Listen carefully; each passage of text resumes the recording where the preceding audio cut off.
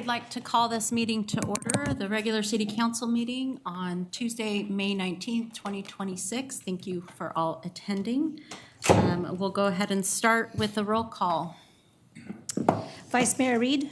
Here. Councilmember Pratton. Here. Councilmember Sandu. Here.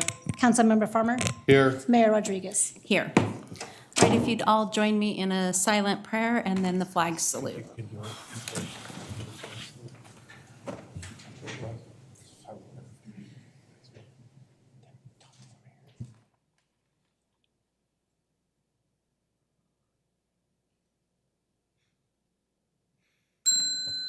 Salute pledge. I pledge allegiance to the flag of the United States of America and to the republic for which it stands, one nation, under God, indivisible, with liberty and justice for all.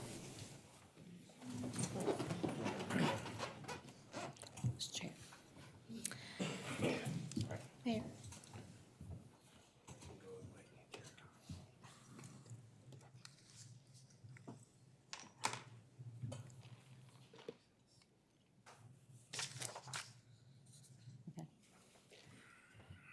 Okay, I apologize. We're going to go ahead and call a recess really quick. Everybody take a deep breath for about 10 minutes.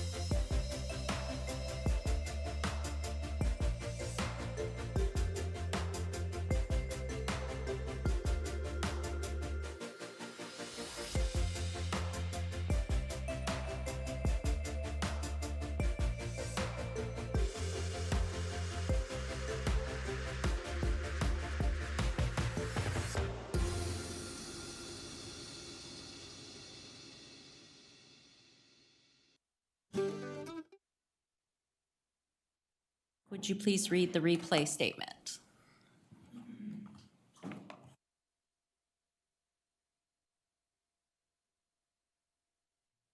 Bear with me, here we go. This meeting of the Galt City Council is recorded with closed captioning. The recording will be cablecast on Metro Cable Channel 14, the local government affairs channel on the Comcast and DirecTV Uverse cable systems. The recording will also be video streamed at metro14live.satcounty.gov. Today's meeting replays Friday, May 22nd at 9 a.m. and Saturday, May 23rd at 9 a.m. on Metro Cable Channel 14. Once posted, the recordings of this meeting can be viewed on demand at youtube.com/metrocable14. Thank you. All right, are there any agenda approval additions and/or deletions? I have one. If council is agreeable, let's move item H before item G.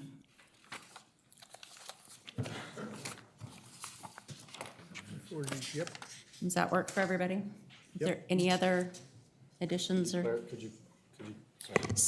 Could you clarify, Ms. Mayor, what that is to the public? Yes, so we're going to move the regular calendar, item H, and items 1, 2, and 3 under item H. We are going to do them after item F.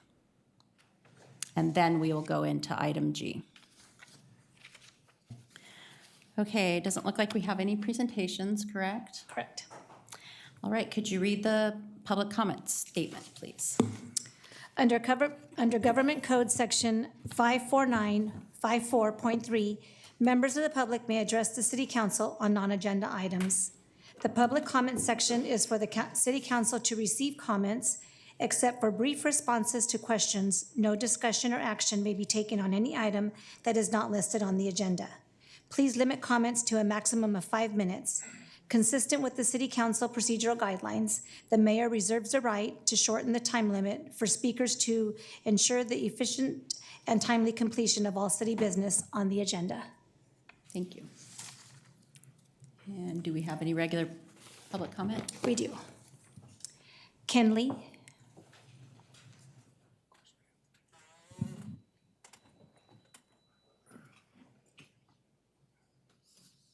Good evening, council members.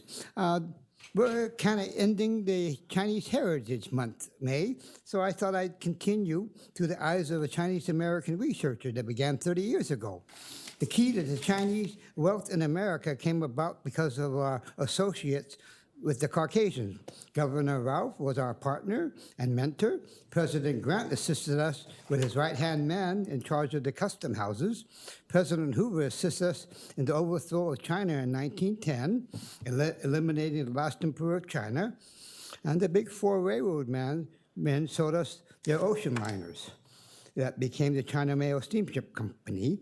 It cut our transportation costs down for our produce coming into our canneries. And in the 1800s, the development of the modern-day canning process of sterilization and the new soldering process that supplied our foods worldwide, especially for President Hoover's food program, supplying 60% of the food to Europe and the military. That led the way to Chinese immigration in the 7 canneries. They had 1,000 workers in each of them. We also had General Bidwell's ranch in Chico, because that hired hundreds of Chinese, as well as hundreds of the Chinese cooks in San Francisco that we bought over. General Bidwell leased us his Chico ranch because Del Monte got the farmers to boycott us. Buffalo Bill Cody's image is on our canning label because it's called Buckskin Brand Foods. That made our operation an American brand versus a Chinese business operation. John Wilkie, who was the head of the OSS, better known as the CIA, allowed our opium enterprise worldwide. It was legal back then, making us the king of the Pacific with our ocean liners and shipping it. We established the Bank of Canton in 1907 to finance the Chinese businesses and rebuild San Francisco after the 1906 earthquake. That's because the financial institutions refused to lend us money to rebuild. So we started our own bank. But Wells Fargo and Bank of America, as well as the other Caucasian banks, formed the Banking Commission to eliminate our bank. That was instrumental to basically paying the Chinese mercenary soldiers, the General Pershing, and our gambling interests. The biggest suppliers' success in the Chinese America was the associations with wealthy Americans brought about by speaking English. My great-grandfather was an orphan at 13, and he learned English. He dressed like an American, and that's why he had these partnerships with all these great men. And we would basically, we participated in the major food suppliers. We were the Rose-Eater Riveters, the Flying Tigers. We have 4 Congressional Medal of Honors in our family, and we're working on 2 more. The Flying Tigers led the way for Chinese mortgages and education in college. That came about because they weren't coming back to America. And that's why you have that program offering veterans those programs. And legal immigration is taught in ethnic studies for the last 25 years in the UC college system. We were the first family to use I Want a Lawyer during immigration. We supported America's values and language. We taught to speak up, being the 3rd generation and the 2nd generation. We fought for our rights, and we led the way for change. Education grants for returning veterans, mortgage programs to buy a house. That basically got the Chinese out of the borders of Chinatown, and we were able to buy houses in any neighborhood we wanted, as long as the neighborhood agreed to it. And so basically, this is the land of opportunities for those that are willing, earning our way versus wanting and taking from the backs of other hardworking individuals. And we were supported by Republican values since the 1800s. That's our political connection that allowed the Chinese to prosper and get the opportunities to basically get rich. My great-grandfather was the first Asian millionaire before 1910. On his INS papers, they asked him, how much money you make a year? He said slightly over $2 million. Thank you. Thank you, Mr. Lee. We have Chris Brossman.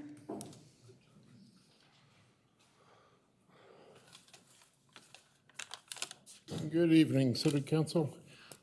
Tonight, really, I was talking, or wanted to talk about maybe things for the future. In 2024, our city, under the threat of lawsuit by Shankman and Hughes, was forced, due to alleged violations of California Voting Rights Act, to do away with the at-large elections. I know many of you council members were against it, but bottom line is to avoid a costly fight. We paid off Shankman and Hughes, while also hiring a demographer to guide us through the process of making districts. But every time in these meetings that we came to, and I came to the vast majority of them, race was always an issue. It was a topic. And that race was determining where boundary lines would be drawn. Now, recently, as I'm sure some of you are aware, Supreme Court recently severely limited the use of race for redistricting. And yet now our citizens are going to face a future election that did include race. For me, really, it comes down to, I'm not necessarily against the 5 districts. I just didn't care for being shaken down by a big law firm, to be frank with you. The other side, race did determine it, and to me, there is a possibility of all those 175 cities that rolled over to this law firm being sued, in my opinion, and probably righteously so, if they were considering race when drawing these lines. Perhaps maybe the city should approach those 175 and say, hey, do you guys want to join in and try to fight this? That's more of a question for everybody. My other topic really is, I think all of us are getting tired of hearing about fuel stations. I know I can't talk about it, but let's talk a little bit about safety. Let's talk about safety in the Simmerhorn exit or entrance to the ramp onto 99. How short that is. I think many of us that have gotten on or tried to get on during rush hour, or even now it's heavy traffic, it pretty much doesn't have to be rush hour anymore. That on-ramp is way too short. I know the state feels it's way too short. Why are we keeping it around? I know on the 27th, we have a meeting on safety with the PD. I plan on being there, and I plan on echoing that comment about that entrance, because it not only causes accidents from people getting on because they don't get up to speed or they come to a dead park or whatever, but it always forces all the other lanes. And if you look at the number of accidents that are in there on that on-ramp, I think we seriously need to consider closing that one. I think we seriously need to look at extending a couple others, i.e. Twin City. I think that we need to start pressurizing the state to make our flow through Galt a little bit smoother in the morning, because shorter off-ramps don't work. And extending an off-ramp on Twin Cities, in my mind, would make that merge a whole lot easier, which that is always a bottleneck in the morning. Thank you very much for your consideration. Thank you, Mr. Brosman. No more public comment. All right. Okay, item E, reports by city council members on regional boards, commissions, and committees. Mr. Vice Mayor. I have nothing. Councilman Pratton. Yeah, I'll make it quick. May 11th, I attended the CGA, Consuming Groundwater Authority. Fritz was there also, his first time, and I just want to report out to you, he did an excellent job of explaining and understanding the situation. And I think, for my last report, we've got the issue of there are citizens in Galt that are not paying part of some mandated issues. We're just trying to figure out how to deal with that, and I think he's got a good handle on it. So hopefully that'll be resolved soon. Same day, I attended the CAST meeting, schools, the city and schools meeting. It was an excellent meeting. Somewhere I lost my agenda, so I don't have the detail. Maybe Mr. Farmer can give you some of the detail. So that's all. All right, Councilmember Sandu. Nothing to report tonight. Councilmember Farmer.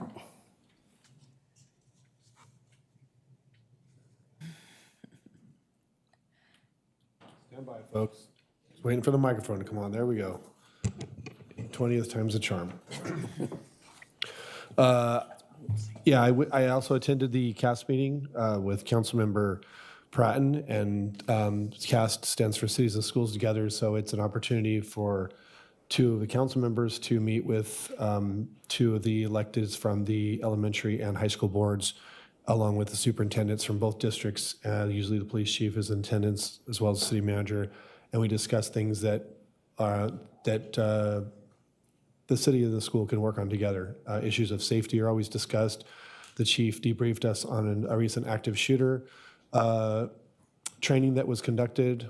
And so we appreciate all that the PD does to be proactive in those situations. One takeaway I just would leave you guys with was and that we always discuss, is enrollment. Enrollment in the schools typically is tied very closely with development in Galt, so that's why we discuss it. We talk about how many houses are being built, what the predicted estimate is of high school or students being yielded per home being built, and so that the school districts can then try to use that data to anticipate changes in enrollment. So, although the perception is that a lot of houses are being built in Galt, unfortunately, that's not really reflecting in our enrollment. The good news was the high school district is up about 100 students, which means we had a big uptick from 8th graders. graduating in. But the bad news is that the elementary district at the time of our meeting was down about 132 students, which means the net loss going in and coming out is 132. So what that reflects is a lot of data that's been published, out in the world right now about declining birth rates and less children entering the school district and so on and so forth. So it's very troubling. It's going to be a burden on the schools moving forward as far as funding, and you can imagine the impacts it would have. So I think that's all I wanted to share from that meeting, and I think that's all I have to share from my recent meeting. So thank you, Ms. Mayor. Thank you. Well, on Monday, May 11th, I attended the SACOG Policy and Innovation Committee. Most of the discussion was about the Assembly and Senate bills that SACOG is backing. I did finally get a brief summary of the big one that they want us to support. That's SB 1087.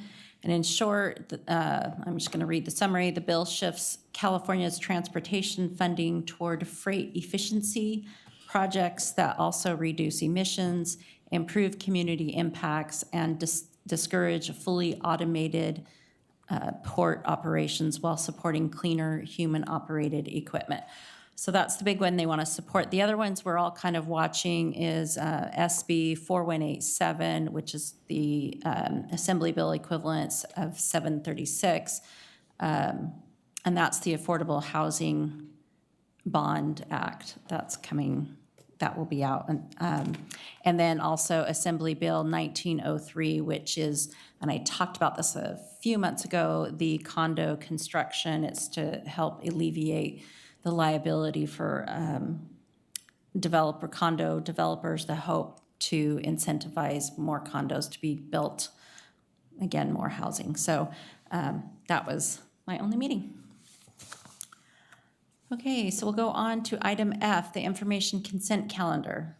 It is recommended that items 1 through 4 be acted on simultaneously unless a separate discussion and/or action is requested by a council member. I will go ahead and read all 4. The first one is receive and file warrants for period ending May 11th, 2026. Number 2, minutes of the regular meeting of May 5th, 2026. Number 3, award of bid for the Carillion Boulevard Safety Improvements Projects Contract Award CIP 521M. And number 4, a treasurer's report for period ending April 2026. Madam Mayor, I'd like to pull item F3, just for the clarification. Okay, anyone else? No, that was the one I was going to pull. Okay. We can go ahead and entertain a motion about items 1, 2, and 4. So moved. Second. Okay, moved by Councilmember Farmer and seconded by Vice Mayor Reed. A roll call? Oh, I'm sorry, is there any public comment? There is no public comment on F. Okay. A roll call, please. Vice Mayor Reed, Aye. Councilmember Pratton, Aye. Councilmember Sandu, Aye. Councilmember Farmer, Aye. Mayor Rodriguez. Aye. Moved and approved 5-0. Okay, so item number 3, Mr. Sandu. Thank you, Madam Mayor. The item number 3, that's a Carillion Boulevard, I think upgrade, I can say, or how we can make this. First of all, thank you for the staff bringing that project to the public, and especially because this was asked a long time ago, because Carillion Boulevard is a 2-lane and there's always speeding problem. So I believe we can have some kind of control, but I will ask Public Work Director if can give, just tell the public what's the key element for this final design. Good evening, Councilmember Sandu. The final design elements for the project were reached through discussions with the council and through public workshops that happened. I think the most recent one was in 2023, and those informed the final design. The key project elements, in addition to pavement resurfacing over a 2.1 mile stretch of Carillion Boulevard, include wider bike lanes, narrowed travel lanes to help reduce speeds and provide additional cushion for the bikes, rapid flashing beacons, and rumble strips in advance of several key intersections. And we think this combination of design elements hopefully will reduce speed somewhat and provide a more comfortable and safer environment for bicycles and pedestrians. Thank you. And you know, the narrowing vehicle lanes we are making to 11 feet, right? Correct. And what's the size is right now? I think it varies. Standard lanes are 12 feet wide. No, but I'm talking about the Carillion Boulevard. What's the size at this time?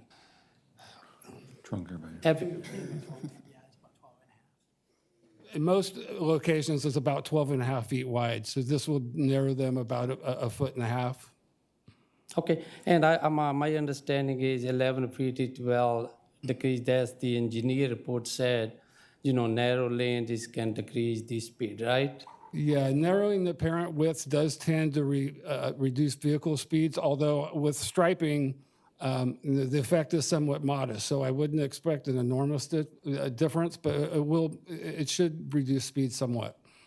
Right, and the other thing, thank you for, you know, you guys get a lot of beds and give it to the lowest bed. I think that bed is 2.8 million to that project, right? 2.865 million, that's correct. Right, and I believe I read somewhere in a engineering report, it said, well, because 3.7 to 4.2, and there is a lot of difference. So that's mean when the engineering report, they did something different way you guys doing, and why is it so much difference? Well, we try to end up in about in the middle of pack with our engineers' estimates. It's really a tool for us to establish reasonable budgets. There's a lot of variability in bids and material costs. Sometimes sometimes based on when we estimate it versus when we bid. When we get real concerned is when we get really low bids and they're spread far apart, which kind of tells us that there might be different understandings of the project, and that can create problems for us as the project proceeds. But because we had a large number of bids and they're pretty tightly spread, we don't think that's the situation in this case. Thank you for all the explanation, and I will move that item. Did you want to? I did, and Councilmember Sandu took one of my questions. So my concern was the difference between the engineering and the bid, right? So the engineering estimate was 3.75 million to 4.25 million. And the lowest bid was 2.865 million, which is almost $1 million difference. And when I look at all the rest of the bids, all but one bid were all underneath the engineering estimates. So that was my biggest concern was, you know, the engineers estimated that it was 3.75 million, and we award a contract that's 2.86 million. Are we going to be in this position in 12 months from now, somebody coming before us asking for more money because the companies underbid us by a significant amount and they can't complete the project? Right. Vice Mayor, we don't think that's the case because of the tight spread of the bids.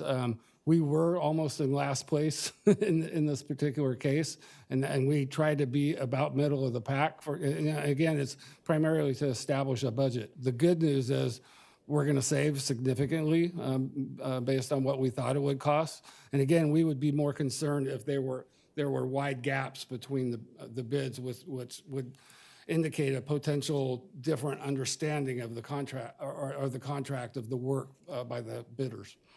Yeah, and I understand that. I mean, everybody knows that I'm a very big component or a big supporter of multiple bids. We've said it in many projects here, and I do appreciate the fact that you got 13 different bids on this project. We're pleased by that as well. Yeah, thank you. And that's not the only one recently that we got a really good response to our advertising, so.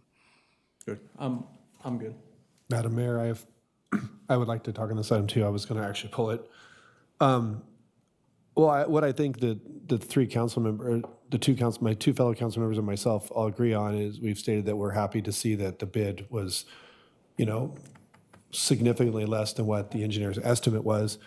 But I'm looking at this a different way, thinking, with a $2,865,000 bid, where the difference between first and second was $3,000. It's like a sliver. And it concerns me. I know we have to take the lowest bid by law, but what concerns me is that, the top three, so even with the top three, actually the top four bids, there's only a difference of 170 grand between the top four. So you have names in there like George Reed, Granite Construction. I know that these are, George Reed for one is obviously a company that the city has done a lot of business with. We've been very happy with their work and so on. Has the city ever done business with MCK Services before? Not to my knowledge. So that's my concern. My concern is that we have 13 bidders, all so tight, and the winning bid by literally a mere $3,000 is a company that I've never heard of, next to two huge companies that we've done a lot of business with. Now, I know by law that we have to go with the lowest bid, and I'm very happy that these bids are very low. So I would not be upset if the council moved this forward, but I would just like to float an idea that I rarely do this, but I feel like almost that maybe we should reject all the bids because we have a right to do that and ask these people to sharpen their pencils. I feel like it would save the taxpayers some money. I believe that these bids would go down with that opportunity with these top three people.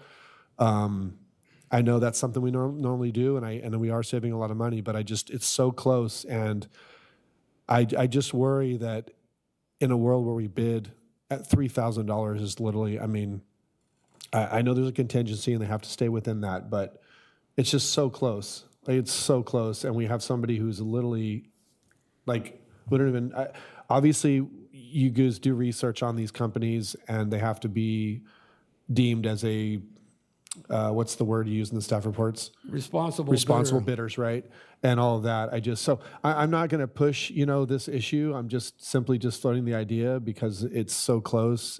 I would be very concerned if we didn't get a quality outcome from this company when we had two people that we've done a lot of business with that were that close that we could have given another chance to see if they could be more competitive. So anyways, that's what I have to say on this item, but thank you for the staff report, Mr. Buckman. It's very thorough, and I do look forward to this project getting done finally. Mr. Patton? No comments. I wasn't going to comment, but because of the comments, as a contract analyst, I can tell you right now, we're jumping up and down on bids like this. Unfortunately, I understand your reservation because we haven't done work with them, at least at our level, at the state level. What you said could cause us to be sued. You can't reject bids because you didn't get the bidder you wanted. So. Well, that's not what I'm suggesting. We have the right in the staff report we always have the option to reject and rebid. So I'm just saying. We do, but usually for, like they were all too high or they're too low or they were really spread. And so we think that there's something wrong within the scope of work or something. I think our staff can be on top of this contractor and make sure it gets done. I hesitate pushing this back any further because we've been waiting for years to get Carillion adjusted. Anyway, so we did have a motion on the floor. Mr. Sandu moved to approve. Second. And Mr. Patton seconds. Roll call, please. Vice Mayor Reed? That's you. No. No. Councilmember Pratton? Aye. Councilmember Sandu? Aye. Councilmember Farmer? No. Mayor Rodriguez? Aye. Motion passes 3-0, or 3-2, I'm sorry. Okay, and we're going to go ahead and move on to item H. And we will start in the city manager's office. He's not here, but. Yeah, Madam Mayor, there's not anybody available at the moment, so you might want to reshuffle the deck on that. Unless you're comfortable presenting on your own? Okay. Fair enough. So we're at the item H1 is the countywide homeless model. And we are being asked to go ahead and appoint a city council member as a representative to the countywide homeless model board. Mayor, if I may step in, I can handle this item. Oh, perfect. Thank you for the introduction for the title. So the council may recall we brought this to you about a month or so ago, and due to the lack of information, we continued it till tonight. Luckily, tonight we have Emily Halkin here from the county to help us understand what's at play and to help us appoint a position. So Emily, go right ahead. Thank you. Good evening, Mayor Rodriguez, members of the council. My name is Emily Halkin. I'm the director of the County of Sacramento's Department of Homeless Services and Housing, and I'm here tonight with County Executive David Villanueva. And as Jenny said, we've been here. I've been in front of you a couple times over the past 6 to 9 months, and it's lovely to be back again tonight. And over the past 6 to 9 months in my presentations to you, we've talked about various ways that we as a community might want to coalesce around how we organize and operationalize our collective work around homelessness. During my past 2 presentations, while there was pretty collective agreement by the Board of Supervisors and at least the suburban cities around what our ideal organization might be, there was still a lot of unknowns, specifically around what the City of Sacramento was going to do, as well as the Continuum of Care Board. Luckily, over the past 2 weeks, both of those entities, the Sacramento City Council and the Continuum of Care Board, have both taken actions which indicate they are in agreement with the remainder of the cities as well as the County of Sacramento. We have all then coalesced around a similar framework. Certainly there are details to be worked out, and that's what we're asking for your participation in today. The framework that has been agreed to by the Continuum of Care, the County Board, the City of Sacramento, and I think by all the suburban cities, has some major characteristics, namely that there would be a single body, inclusive of a majority of elected officials, but inviting community members when we're taking actions as a continuum of care, which is a requirement of federal law, meeting in an open Brown Act body to both direct and make decisions around continuum of care activities and then provide direction around other policy areas. Again, not taking or changing or shifting any approvals that you as a city council have over your budget or land use authority. So while we are very happy to have a framework, there are details to work out, including number of representatives per jurisdiction, frequency of meetings, and certainly some work to do to get us to a point where we have new bylaws specific to the continuum of care that are compliant with federal requirements. So today, but we also have an urgency to move forward. And this has to sort of run in parallel. We can't disrupt the continuum of care without having the new board ready to go. So what we're asking for your participation today is to appoint a single member to serve as an ad hoc planning task force. We imagine that service will last for 3 to 6 months. That task force will consist of your colleagues from across the jurisdictions, as well as 1 or 2 appointed members of the Continuum of Care Board. It'll be supported by staff of certainly the County of Sacramento, the cities. We hope your city, we recognize your staff don't have as much capacity, and the county will be seeking external consultant support as well. That task force will then develop the new Continuum of Care bylaws. We'll come back to the Continuum of Care to formally vote those and then help us reseat the Continuum of Care Board. The third phase, which is probably the most interest to some of you, is this ultimate governing body of elected officials. There's a lot more work to be done on that as well, but tonight's action will get us started towards figuring out what that body looks like in terms of seats, representation, frequency of meetings, et cetera. So today we're simply asking for a representative on the ad hoc task force at a later date. Once we have all coalesced around what that body looks like, each city will have to affirm their participation by agreeing to some sort of legal agreement, an MOU, a partnership agreement, and appoint a standing member or members to that ultimate board. So as Jenny laid out, what we are hoping is that the City of Galt will want to participate as we continue to move forward and appoint a member for this task force. That concludes my comments. I'm happy to answer any questions.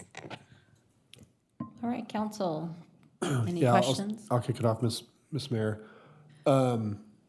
Ms. Hauk, right? Is your Halkin, name? yes. Hawkins, sorry. That's okay. So basically, we were asking is we're not looking for an official appointment to this hypothetical board yet. We're looking for someone to be part of the ad hoc to help shape what this board is supposed to be Exactly. Okay. Now, you could choose, it's your discretion to say that same person continues on. Certainly, you can make that decision, but specifically the ad hoc is what we're looking for today.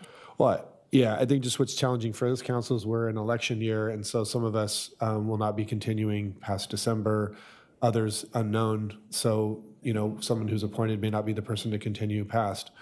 But my question is kind of the same thing that we had with staff the first time this was brought to us. I mean, I myself was part of the initial meeting in Sacramento where we were all in person and kind of brainstormed this whole thing in the beginning, right? So Councilman Pratton was there as well. But my concern is it might be difficult for us to even appoint someone for an ad hoc if we don't know where that meeting is going to take place. How often will the ad hoc meetings be? Is it a Zoom meeting? Is it an in-person meeting? Is it going to be in Sacramento? Is it going to be local? Without knowing all that, because some of us have jobs, we own businesses, our schedules are kind of, particular. So, Yeah. I mean, do we have any idea of what that ad hoc would look like? I appreciate that and I understand that. Certainly as staff, we contemplate that we'll be doing a lot of work behind the scenes with a consultant, so we'll only need to pull the ad hoc group together, hopefully a handful of times. And I do hear you on scheduling and locations. You're quite a distance away. And I think that we can take that into consideration and work on accommodations, whether that be Zoom meetings or moving the meetings around. So I don't have those specifics today, but certainly can take that. And as we seek a consultant, make sure that they're prepared to provide these facilitations in a variety of settings. But I would just imagine I think the ad hoc will take probably 6-ish months to get to a point of delivering new bylaws for the COC.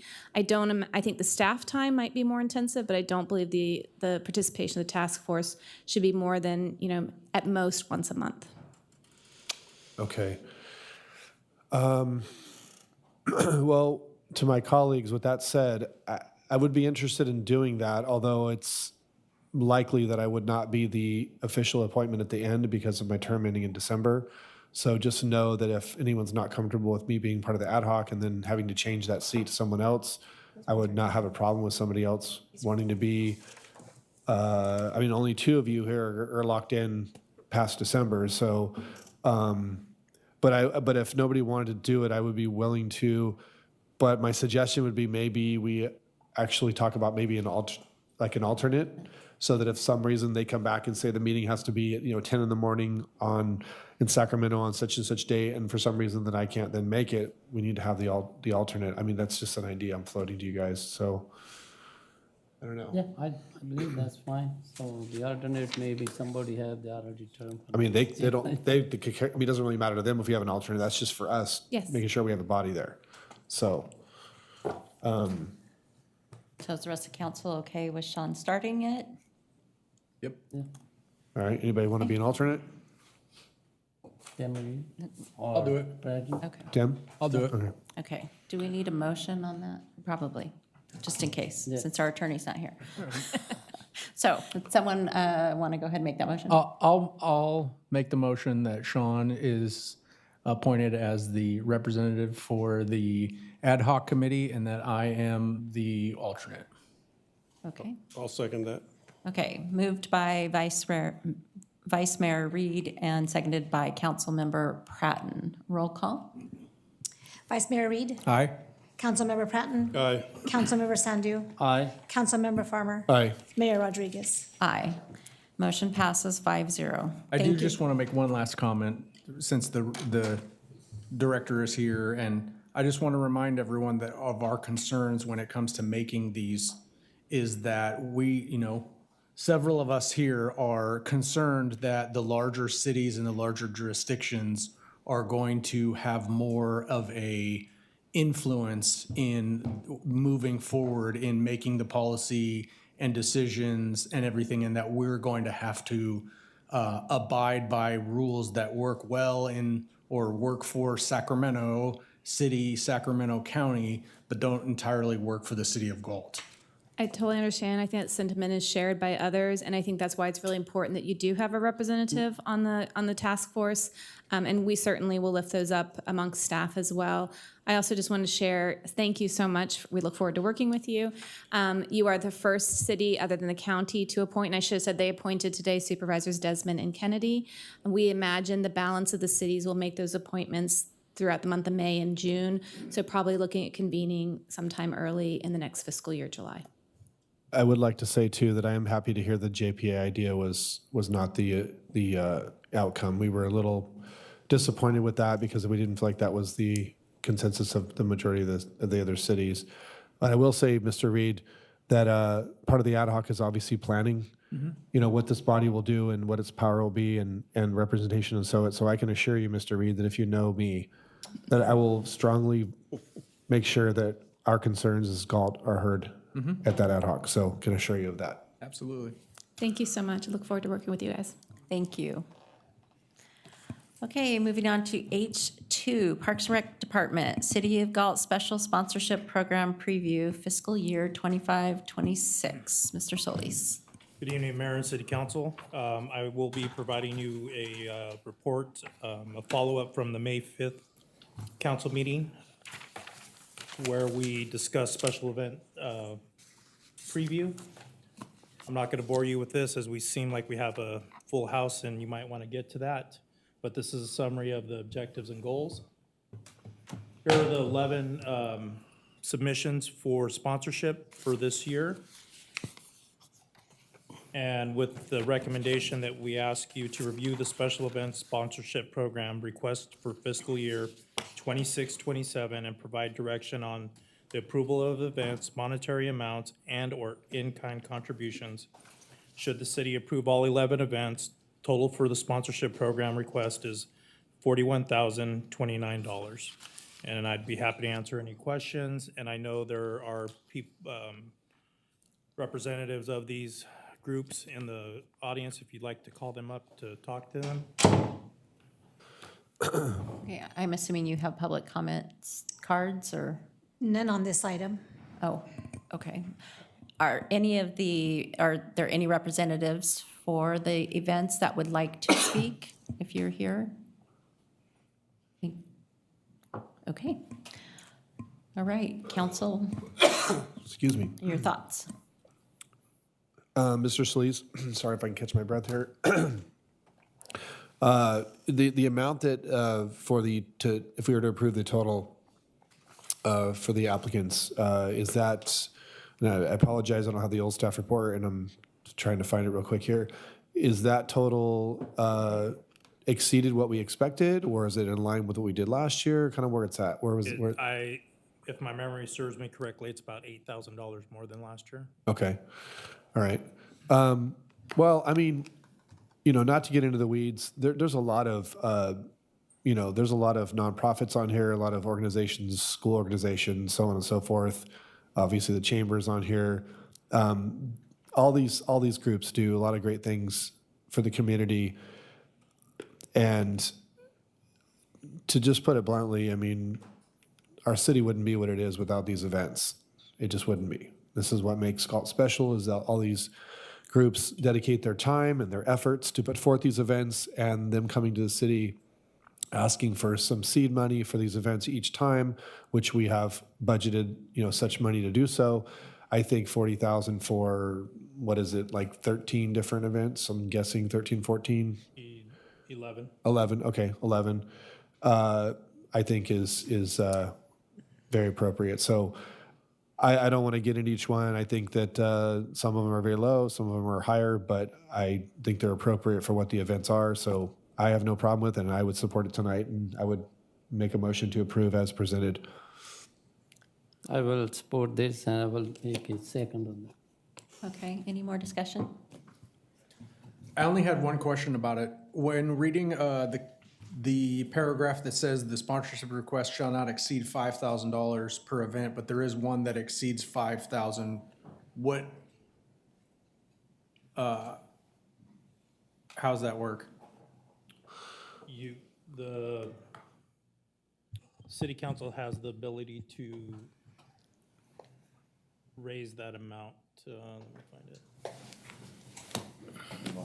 Unless the city council approves, it says. Yeah, The it's city the second, council yeah. approves a higher amount. The second to the last bullet. Okay.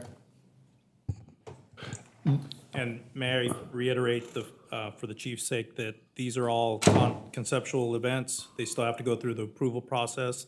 go through PD, CSD, fire, so you are approving in concept. Yep. I'm good. I will comment real quick. Sure. I just want to remind the community, yeah, it's 41,000, but many of these events bring in tax dollars for us. So it's not a total cost or a total loss. I'm just going to share, I was sitting at a local restaurant with a friend who was complaining and said when she first moved into town, there used to be all of these events, and we don't have any events anymore.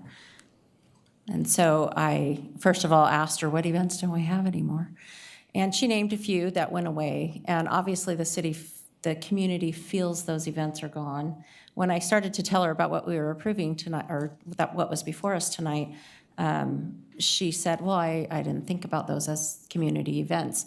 So with that, I am behind this, even those that go above that 500 threshold, especially that event, because that probably serves the families of our community more so than all of the others. This is a full family event, and I think it has only grown and has been wonderful, so I also am behind it. So with that, we do have a motion by Mr. Farmer and seconded by Mr. Reed, correct? No, it was. Mr. Sandu, Sandu. sorry. So go ahead and do a roll call. Vice Mayor Reed, Aye. Councilmember Prenton, Aye. Councilmember Sandu, Aye. Councilmember Farmer, Aye. Mayor Rodriguez. Aye. The motion passes 5-0. Thank you. Okay, item H3, Axon in-car camera, body-worn camera, and drone as first responder purchase and appropriation request. Okay, thank you, Madam Mayor and members of council. I'm waiting for my backup to get in position as I present this item tonight. We have several people who have worked on this project. Before you is, as the mayor said, a renewal of our body-worn and in-car camera program with some enhancements. And then the second item is the implementation, with your approval, of a drone as first responder program here in the city of Galt. And so, if I can do this, I sit here all day watching people use PowerPoints, now I actually have to use it. So as you know, in 2021, several of you, or well, at least two of you, I think Councilmember Sandu and Councilmember Farmer were on the council when we implemented the body-worn camera and in-car camera program through Axon. And that was a 5-year contract that we entered into, and in July, that contract lapses. Knowing that that was in play for about the last 2 years, members of the department, to include Captain Small and Sergeant Hammock, who are here tonight. Sergeant Hammock is in charge of our current field deployment drone program, have spent a considerable amount of time working on some concepts that we were trying to implement that we believe are reasonable to upgrade security and public safety in the community and deliver some real enhancements to the work that we do. So in 2021, like I said, you had the in-car and body-worn cameras that had auto tagging, and I think at some point we had Axon Performance added into that program. But this current proposal that's before you with a contingency includes a total cost over 5 years of $1.5 million. It renews the 5-year term contract for our body-worn camera and in-car camera program with the Fleet 3, which allows us to have a automated license plate reader program, similar to what we have with the flock cameras that are stationary, obviously, in the community. But these will be attached to the car cameras in the cars when they're moving around town. It provides for some real-time alerts to the supervisors and the management team, and the ability to live stream the Fleet 3 car cameras. We have that ability with the body-worn cameras, but the newer system of the car cameras allows us to also get a different look in real time, should that be necessary, and clearly when we do post-incident debriefs and other administrative reviews.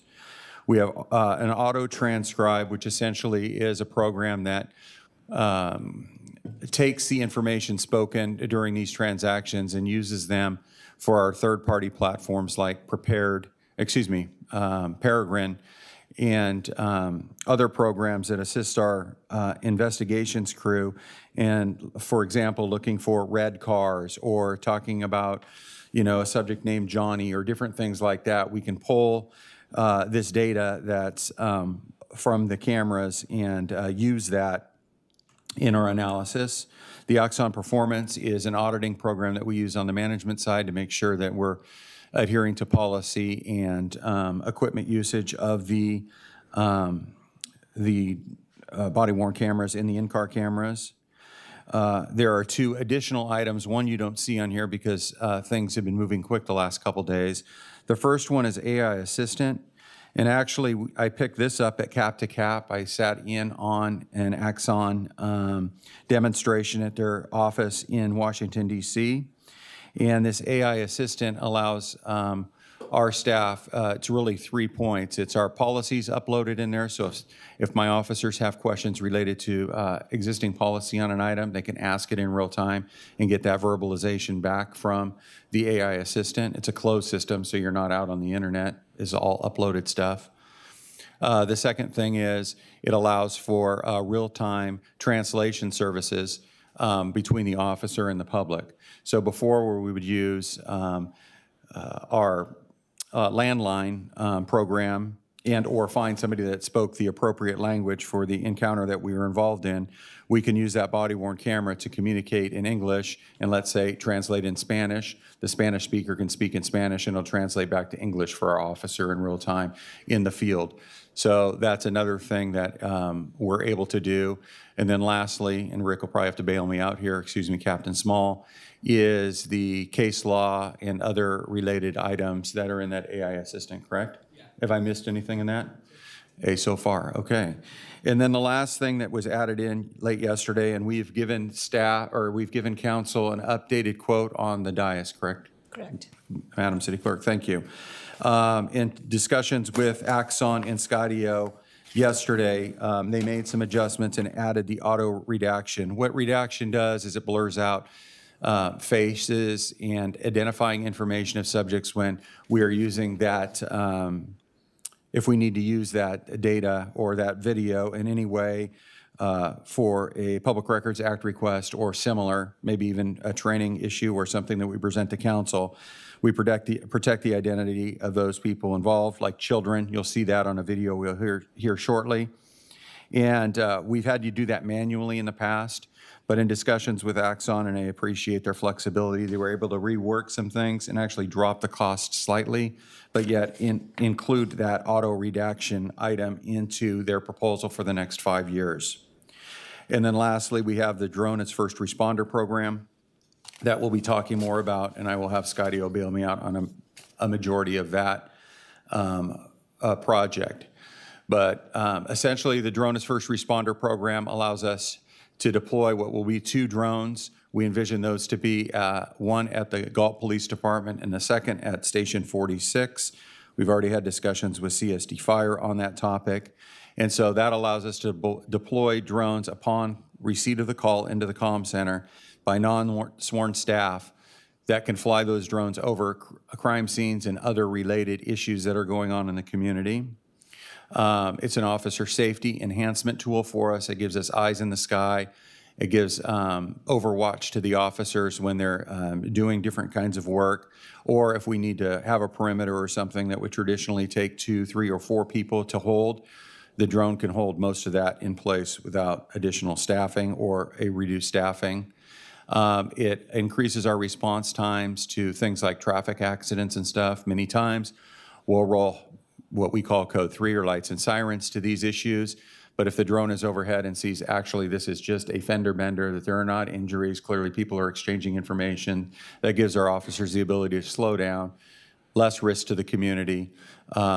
And also if we had something to address like new information in an incident, we can actually add additional staff onto the call or call for outside assistance from either fire, CHP, or others. There are 3 local or somewhat local agencies that we've looked at for these DFR deployments. They're the Elk Grove Police Department, of course. You know we have a very close relationship with Chief Davis and their staff up there, and we use their real-time information center. They have 4 drones in their community. They use a different platform than Axon. The Vacaville Police Department, and then the Concord Police Department. And myself and my team traveled to the Concord Police Department and looked at their Axon Skydio deployment there with their new Arctic. It was amazing. It was top-notch. It was very impressive. We looked at other vendors, and we looked at Flock, which we have with the cameras here in town already, Paladin and DroneSense. But Axon Skydio won the day with us because frankly, it integrates currently with our body-worn camera and in-car camera system. It uploads storage in our evidence.com. That is the cloud-based program that we use to transmit information to the district attorney's office on cases and how we share information with other agencies and in-house. It's utilized by other regional partners like the Sacramento Sheriff's Office and Sacramento PD. Most importantly, it's made in the United States of America, and that's an issue because Chinese drones are up for, well, some have already been banned, and there's discussion about a permanent ban of those Chinese-made drones. That is a DC issue that we are subordinate to. The staff here that's here can, if you have questions more about that specifically, can tell you where we're at on that. What I understand is anything that's already been made and imported is good to use, but there's a limit on future imports. And then lastly, it's headquartered here in California. And so that's good when we have equipment replacement issues or other maintenance that we need to have. We have somebody we can actually drive to and get parts or swap out if necessary. Rick, I'm going to have you come, or Captain Swam, I'm going to have you come up and talk a little bit about some of this stuff. But the waivers, other considerations were, if I remember right, that the waivers will be handled by Skydio to allow us to fly these drones. The elevation limit is 200 feet with the waivers that we'll have, and they're going to assist with the setup both at the police department and fire. Do we have that correct? That's correct. All right. There's coverage and redundancy. We've selected to have 2 units. We could actually cover the city with 1, but the issue is that these drones fly for 20 to 30 minutes, depending on headwinds and other environmental issues. And so we need to keep eyes in the sky on longer incidents. So having the second drone allows us to send one home and have the second one deploy, so we have consistent overwatch or assistance from the sky. It gives us the ability to assist CSD Fire on fires and other mapping issues, including CHP. And then, as you know, we have properties, rural properties, but pretty dense for a rural area outside the city of Galt, served by the Sheriff's Office, who has the same platform. So it allows us to assist them on those, and we do assist the Sheriff's Office as they do us on calls for service here based on their remoteness and our remoteness. And so that has worked well for us. It can help us with city facility checks, things that may be going on that we have concerns about, and then special events, Overwatch, like you've already seen with our parades, 4th of July and other things.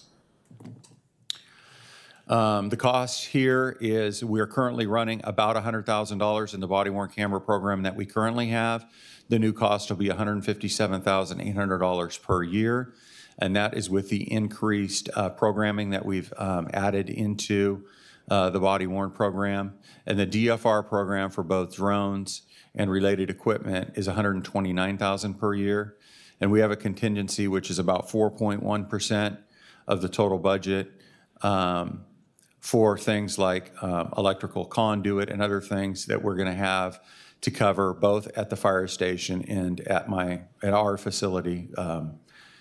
And it sounds like, in talking to IT, we may have some Wi-Fi capacity issues that we're going to need to address in the first year. So we would have that money to make that happen. So with the contingency, the total contract is $1.5 million. Initial staffing, like Elk Grove did, we're taking their playbook and using it. And they used a variety of non-sworn staff to include CSOs. And we're going to use our dispatchers. And then from time to time, we do get some light duty staff and other folks that can assist us with that. As I've alerted my boss that in year one, we would probably be coming for an additional position in year two to complement what we're currently doing. But we believe that as we build this program, that is our best approach moving forward. That additional position is a non-sworn staff position that's envisioned. Related to privacy concerns, because those are always concerns, the DFR is a mission-based program, so they roll or they fly based on calls for service or activity by the officers. It is not used on just random patrol of the community. That in itself would create issues for the community if they felt like there was too much of what I would call a big brother going on in the community. So when that deploys, the camera use to and from the target location, I'm going to get the wording wrong, but basically it's in the up position, so you're seeing the horizon. It's not looking down over the community as it's flying until it gets to its location. And then lastly, there's a transparency portal that I'll have Skydio talk about, or maybe Axon, related to how we post the flight patterns of all the flights that we do in the community. So if somebody had some curiosity about that, they can see that. They're not going to see the video, but they can see the flight pattern. And I don't remember, does we have call information on that, or is that just the flight pattern? Or we'll cover that in follow-up. And then, Madam City Clerk, I think you have to click on this to see if we can play this video. This is just a quick video from actually Las Vegas on a lost 8-year-old that they did. Go to the blue line. No, that doesn't, Oh, I'm sorry. that's Okay. Oh, there he goes. Okay. So if you can play that, that just gives you an idea of what you would see. I know some council members have seen the on-the-ground demo last week, but in case you haven't seen it, gives you something. 4229 East Wayne Avenue break. It's going to be involving a 8-year-old juvenile that was last seen 40 minutes ago. Direction of travel. Unknown. We're arriving now. We're just now starting our investigation. 303, copy update. 303. Our juvenile is going to have blonde hair, wearing a white shirt, blue jeans, white Jordans, and a possibly black jacket break. Unknown direction of travel approximately 20-25 minutes ago. 303. 303 is going to be possibly wearing a SpongeBob SquarePants backpack. Copy. 3 John 23 TV, you can send me 303, I'll help ATL. Is there any way we can get a hold of future watch, see if they can ATL the camera and folder and video? 3 John 23 today. No problem. So here, obviously, they locate the child.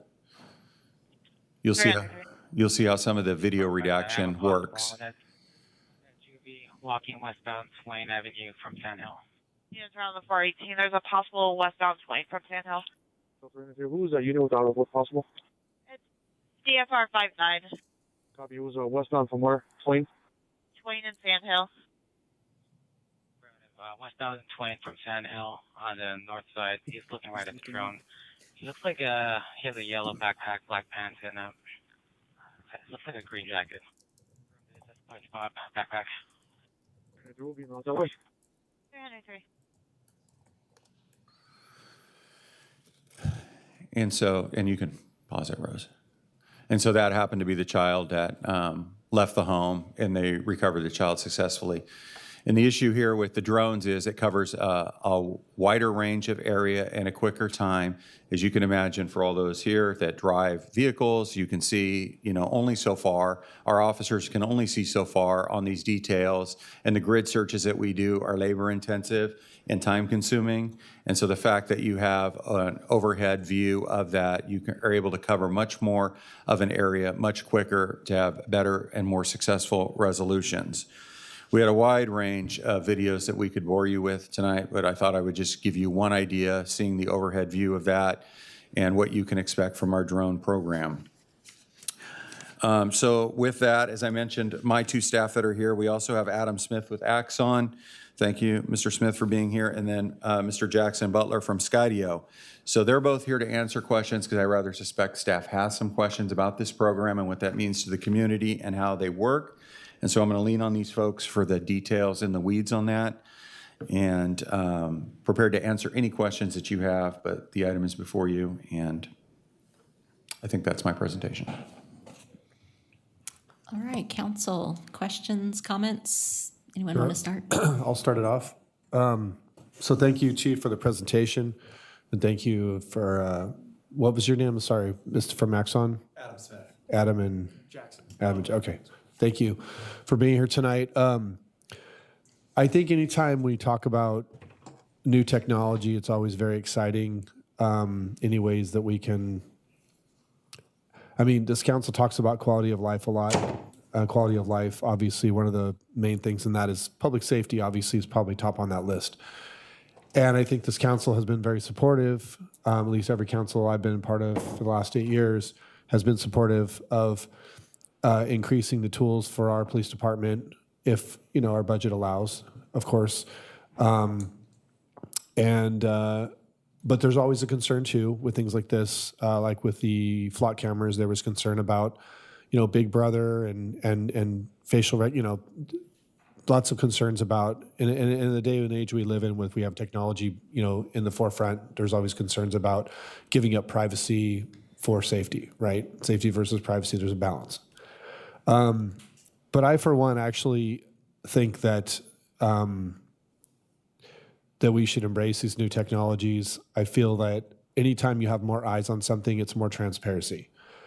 Body cameras obviously adds transparency. I think from the public perception, having a body camera is a good thing. If there's an incident, then that's not just the officer's word against the public. We have body camera footage. With the drone, it's just another set of eyes on the scene. So it's another angle of if something were to happen, whether that was a bad incident or good incident or whatever. I feel like that's a good thing. So I think that the goods far outweigh the bads when it comes to this kind of stuff. I do think that one concern I have is with when we have a call to service, say in the middle of the night, we only have so many officers on duty at one time. And if there's a call like a burglary or something that's substantial, you're pretty much going to have all units, right? Which leaves the entire rest of the city uncovered. So then if you have another call and you have 2 units that are, over off Marengo Road, and then you have a call over on, Meadowview Drive, how long is it going to take that officer to drive all the way out the other side of town? And if he goes, lights and sirens and whatever, and it creates a public danger, whereas the drone's not going to create that danger with traffic and hitting somebody in an intersection or something when they're, traveling at high rate of speed.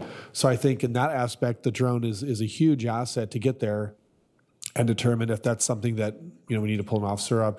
So, but one question I do have is that who would be, so if we have, say, 2 officers on patrol and then a sergeant, say at night, and correct me if that's not there accurate, who is the drone? So if those 2, who is the drone pilot? Is it somebody back at the station? Do we need or is there an additional person that's now on duty that night to be operating the drone? Can you answer that stuff for me? Yeah, so it will be somebody back at the station. It'll be a non-sworn staff, and it's going to be a combination of our community service officers and our dispatchers. And then ultimately at full build out, we will complement that with at least 1 staff person that I mentioned earlier in my presentation to make sure we have coverage. Now, it's not likely on the regular that we will have additional staff on what I call deep graveyard, something after 2 a.m. to 6 or 7 a.m. in the morning. But certainly on the day shift and swing shift hours, we endeavor to be flying on the regular with the exception of any weather grounding issues that we may have, and Skydio can talk about that. Okay. And one of the questions we always get from the public in the past was, and this was regarding the flock, was the storage of data, and there was some public comment made a while back about there had been a story about data breach and some of that data had been compromised or whatever. I think what the public would like to hear, I think, would be reassurances that any data from the Axon body cameras as well as drone footage, whatever, any data, any video that is stored safely, and we're just looking for maximum reassurance from our department that is the case. So someone could speak to that. Yeah. Thank you for having us. Appreciate it. So with the department's evidence.com, everything is stored in evidence.com in the cloud. We are CJIS compliant, which is the highest level of security that you can have. No one outside of the department can have access to their evidence. You have to have a specific username login to be able to get in. Not even Axon can get in there unless they were sharing their screen for any reason. But beyond that, there's no one that can be able to get into their evidence without their permission. Okay. And everything also has an audit trail across the board. So anytime any piece of evidence is ever clicked on, it's tracked, and a department can run an audit trail to keep track of whoever's clicking on any piece of evidence, sharing it, looking at it, doing anything with it. And this contract, I assumed, includes the renewal of this contract. Includes like a certain level of servicing for cameras. Should they break or what? I mean, can you just touch on that briefly? I don't need like a super detailed. Absolutely. So every camera has a full warranty. So if you run it over with your patrol car, I'll replace it free. You know, it's completely covered. It also comes with every 2.5 years, it's replaced with the newest body camera that comes out. So right now we have the Axon Body 4 out. I'm assuming the Axon Body 5 will be coming out in the near future. At 2.5 years from now, they'll get a replacement of all their body cameras to get the Axon Body 5. Okay. And lastly, and I'll let my colleagues speak, of course, because they probably have questions. I would like to just maybe from Captain Small or maybe from Officer Hammock, or if there's another officer here, I would just like to hear firsthand from one of our officers. Just give me just a hypothetical scenario that you think that would be something just for the public that are here with the drone, specific to the drone, first responder, that would be good. No, I appreciate that question, because that's really what this is about. You know, it's about public safety, but it's also about providing our staff with the tools to be successful and to be safe as much as possible in a very dangerous profession. So we jokingly refer to what's called a Galt perimeter. Typically, perimeter is a minimum of 4 officers, and then you have somebody searching inside that perimeter. There's many times, unfortunately, just because of our staffing levels, we don't have the luxury of having the required staff right away to do operations like that. And so we make do, we get creative.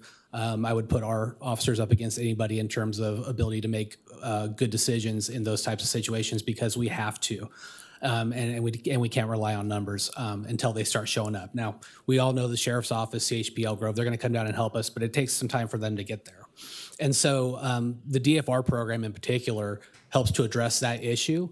It allows for, first of all, the drone to get there before we do, so we kind of have an idea of what's going on before we get there.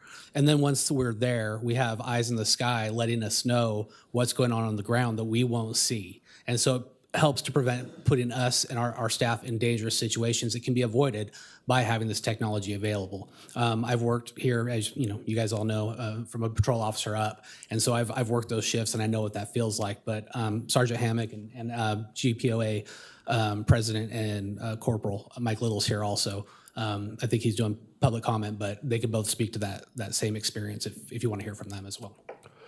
Is the drone equipped with like thermal and anything like that, or is those options that can be added later on? Yes, sir, and thank you for having me. It is equipped with a boson FLIR camera, yes, so it's a thermal. Thermal and night vision. All right, well, that's all the questions I have at the moment, so I can allow my colleagues to speak. Thanks. All right, Vice Mayor Reed? Oh. Yeah, go ahead. I don't have a lot of questions. I attended the demonstration on Saturday, and all my questions were answered there. It's very impressive. I'm 100% in support of this after seeing that and what it can do. And I know a lot of focus here is about what it can do for the police department. I think we've all established that, but we also want to focus on what it can do for the other sides of public safety too, right? So being a dispatcher for as long as I was, we had access to the city of Stockton's stationary cameras, and we used those to help track where incidents were, because how many people are driving around the city of Galt at night that aren't from here, and they get in a vehicle accident and they don't know where they are, right? They can launch the drone and it can help pinpoint where these people are at, help find people. You know, we had one of the instances that we brought up on Saturday was during the rainy season, you know, we get people that are stuck in places that they can't get out of, right? And there's no way for me to tell you I'm in front of the house that's at this location because they're out in a field or in somewhere else, and these drones can actually help pinpoint these locations with lat and longitude locations to help the first responders actually figure out where they are when the callers themselves don't even know. So the demonstration on Saturday was amazing. I think it's great. And that's it. Mr. Sandu? Thank you, Madam Mayor. I have a few questions and also like to make a statement. Public safety is very important. Everybody's like to be public safety and appreciate this effort bring to the council. This look like a very good program. And first of my question is in California, we have around 480 cities. Why is this program is a new program? Why is just only a 10, 12 cities? Why is not on the other city? So the program, the Drone of First Responder program can be expensive. It's expensive for the city of Galt, right? We have some capacity, so we're able to do it. But the larger jurisdictions struggle. And as you know, currently, there's a hiccup in the economy. And with that, there's been, with the larger agencies, massive budget cuts. I think SAC PD lost 60 positions as an example. And so when those things happen, those discretionary dollars do not become available. However, all those jurisdictions have a similar program that we already have with a field drone deployment.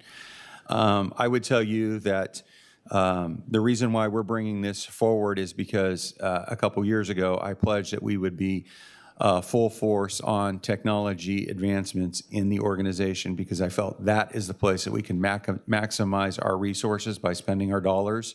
And we've done that with the prepared product that's also now part of Axon, which is our AI dispatching assistant. We've done that with Peregrine. We've done that with Star Chase, which is an alternate vehicle, a disabling mechanism beyond the spike strips. We're looking at and demoing AI report writing for the officers. So this is just another piece of that puzzle.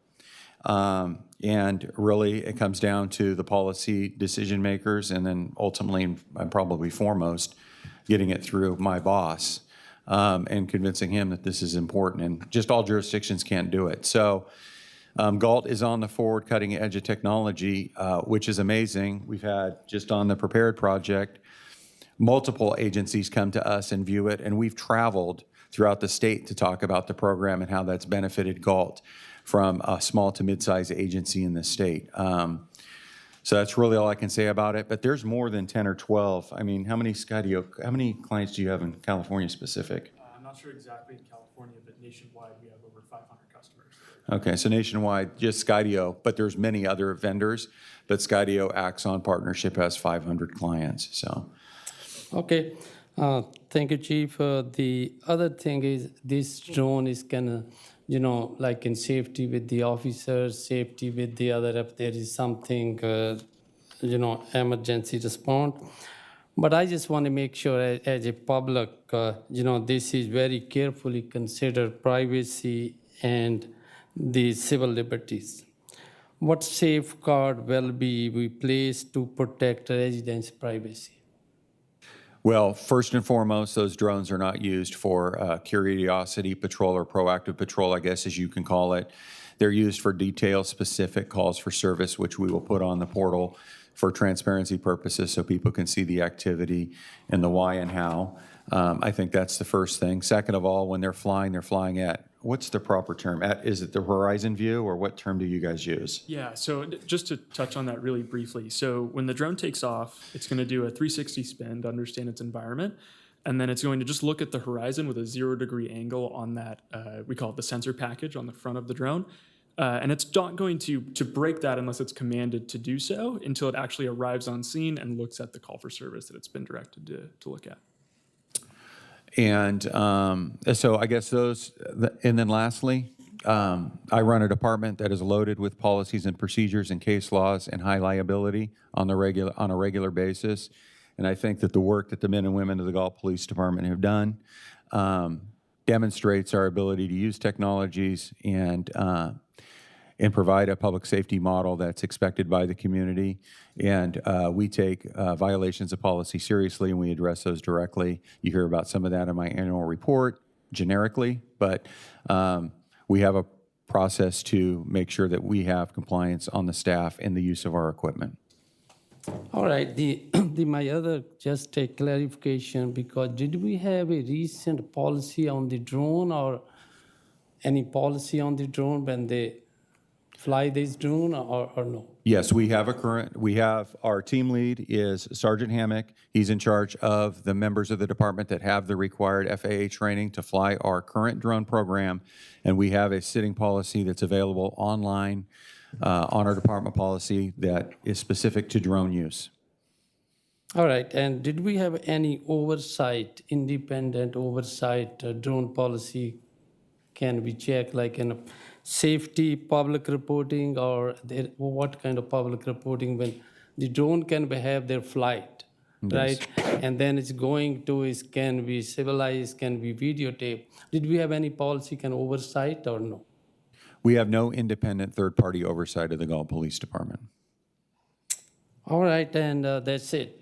That's my question. This is for the public. Thank you. All right, thank you. Councilmember Pratton?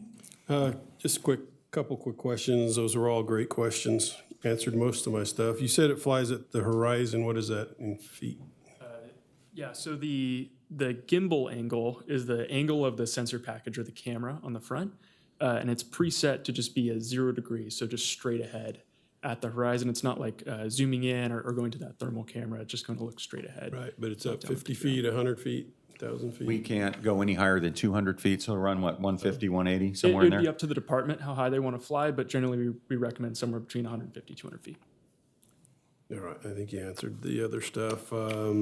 Yeah, due to the quick response and the transparency to the public on this project, I absolutely support it. So it's funny, your questions get answered, and when I hear the answers, I come up with more questions. First of all, and it may have been in the report, and I apologize if I missed it. Where is this funding coming from? Is this just straight from the general fund, or is it Measure R? No, it is a general fund allocation that'll be made based on available funding that was identified by finance, and I don't know if they want to add more to that. Or the city manager. This is just, it's coming from the general fund, available fund balance. Okay. That negates what I was going to say, though. But because when people complain about our tax right now, because we're a little bit higher, I just want everyone to remember that we do have Measure R, which brings our sales tax up, but it does help to pay for police. And so just remember that when you're paying your extra 50 cents on your $100 purchase, that thank the it policeman. absolutely makes a difference, yes. So, one of my other questions is, in that video, when they were searching for that child, so let's bring that to Galt. If you're searching for a child or a suspect, I personally have had police officers jump my back fence, run through my backyard chasing someone. We talked about the drone not looking into people's backyards, but in cases like that, they will be doing that, correct? That is correct. When they're on scene, providing oversight to whatever the detail is specific to a law enforcement action or a call for service, they will have that view. No different than the CHP helicopter or the sheriff's helicopter and those other aerial programs. Right, and that's kind of where I was going with that. In addition to your insurer now is checking your roof with drones, so they're up there anyway, but and I understand they're private entities, but I don't know what's worse. So my other question is probably a general question. I don't know that there's an answer here, but it was a discussion that came up in the SACOG meeting, and I think came up at Cap to Cap for one of the safety meetings, and that was with these drones that are there to protect us, but you have private citizens who want to see too, and so they throw their drones up. Do you have countermeasures? How does that work? That's a really good question that I actually haven't gotten before. So Skydio drones that are built by Skydio actually now have global deconfliction, which means that if the two drones that the Galt Police Department will have are on some sort of collision course, they're aware of each other and they can deconflict. To my knowledge, there's no deconfliction with, like, say, a toy or something. But that's why really, really tight management of the program is super important, and that's what we'll support on. Yeah, and we heard the same thing at Cap to Cap, and so it's an initiative at the federal level to have established guidelines for personal use of drones, and where they can take potential control over the use of those drones by technology approaches. And it's a big deal because the Olympics are coming and World Cup's here or nearly here, those kinds of things. So, but there isn't a national solution to that, and it's a one-off. I mean, these happened at, they've happened in West Sacramento at the baseball stadium up there on opening night and different things like that. So they do have those incursions, and we just have to address those one at a time. Okay. And this program doesn't allow for addressing that specific nationwide problem. Okay, but you can divert your two talk to each other so they don't hit. But if someone privately was out there doing something, it doesn't see obstacles in its, or just the person So it doing does see obstacles and avoid them. It's one of the big strengths of our platform is that autonomy uses basically 6 very small cameras around the drone to understand where it is in time and space and avoid obstacles, which Councilman Reed or Vice Mayor Reed, you saw. He tried to run it into the side of the building and it wouldn't let him. I did, yeah. I got in a little bit of trouble for that one. But the thing with that is that very small moving objects it's not going to see and avoid reliably. So it's not a claim that we would want to make. However, it can see and avoid objects. It's just I wouldn't want to claim that it would see a small toy and avoid it in real time in this form. Okay, and we are staying under that 200 feet, I'm assuming because of aircraft and... Yeah, it's an FAA requirement. Yeah. And just an FYI, I know about 5 years ago, the federal government was trying to come up with legislation to get rid of those. In fact, it came to the point, it was more about firefighting in like federal lands and stuff. And they were fighting to allow law enforcement to shoot them down. So, which could get interesting in a city, but there is legislation, or someone is right now. I did get wind from my daughter that someone is trying to move forward with something like that. So we might want to watch that and support that legislation to give law enforcement a little bit more teeth to be able to force others down when they're out there. Anyway. I just have one quick follow-up question as far as money. So this is not this is coming from general fund, but this is not the whole entire amount. Is not a new, because we're actually renewing a contract. So we've currently had the Axon body cameras, so that's already been that money is. We're just re-upping that contract. There's a slight increase or whatever you mentioned because of some features, but what I'm getting at is the actual budget for the PD is not increasing by the whole entire 1.5. It's actually going up because the only thing we're really adding is the first responder drone stuff, technically, right? And some enhancements to the existing body-worn cameras and the additional costs there. Yes, that is technically true. I believe finance intends to pay the contract up front in full, not to have the recurring charge, if I'm correct. That is correct.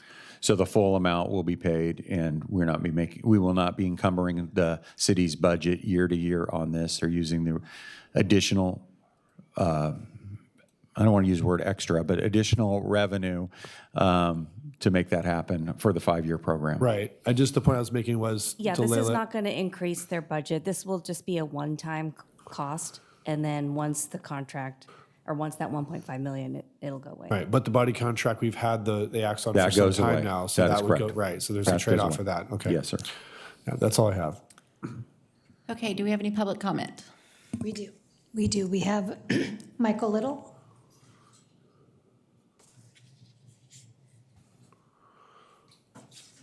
Good evening, Madam Mayor, City Council, public. My name is, for those who don't know me, my name is Michael Little. I'm the president of the Galt Police Officers Association.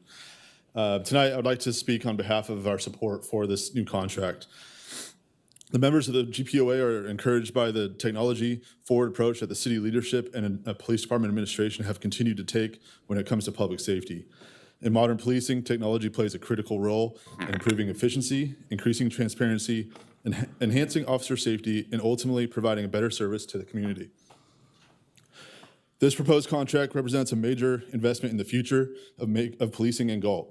Updated technology, improved systems, and the implementation of drone as first responder capabilities will significantly enhance the service our officers are able to provide to the residents and businesses of the city. Like many agencies across California, staffing remains one of the biggest challenges that we face here in Galt. With limited on-duty officers available at times, it is critical that we can equip our officers with tools that help maximize efficiency and improve real-time decision-making. Technology such as drone as first responders act as a force multiplier for our officers in the field and allow limited staffing resources to be used more effectively while still maintaining a high level of service that our community has come to expect of us. Drones as first responder technology will also greatly improve our ability to gather real-time information during critical incidents. Due to Galt's geographic location, our regional air support assets in the region often are delayed based on our location and the amount of calls that they serve in their greater region of Sacramento.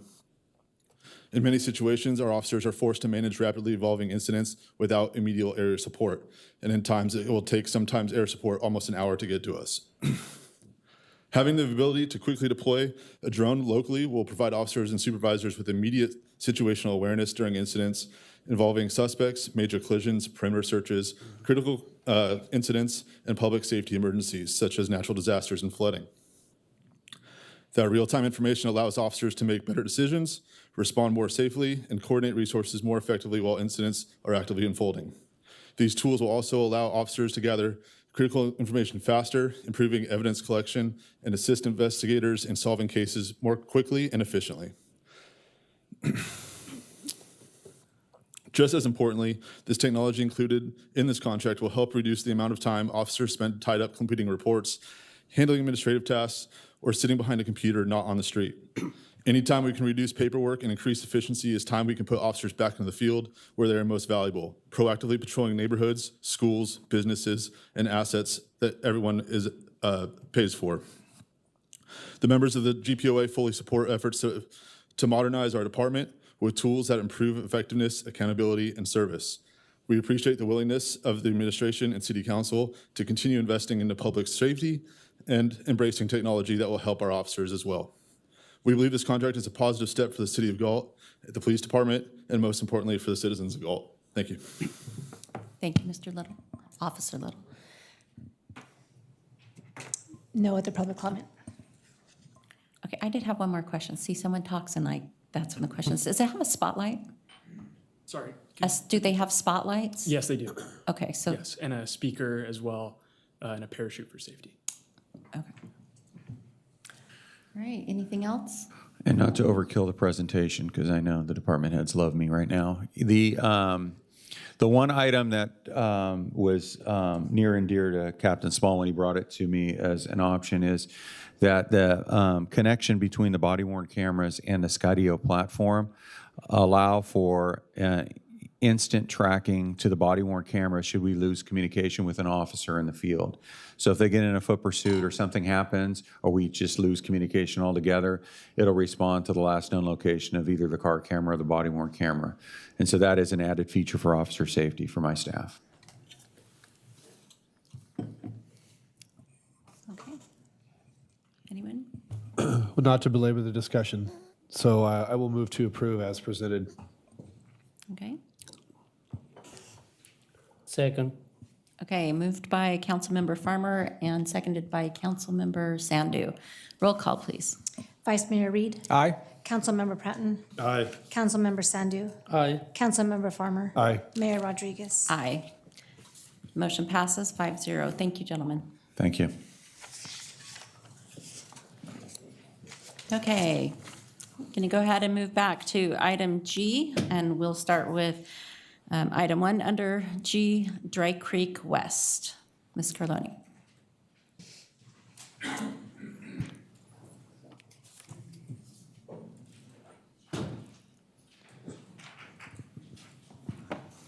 Good evening, Mayor, Council. We're just getting situated up here.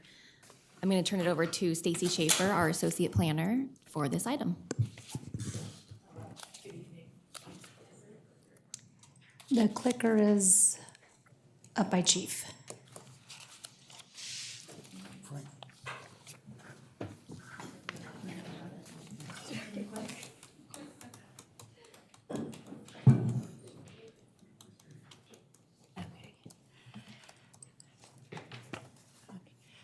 Good evening. Tonight I'll be presenting the Dry Creek West public hearing.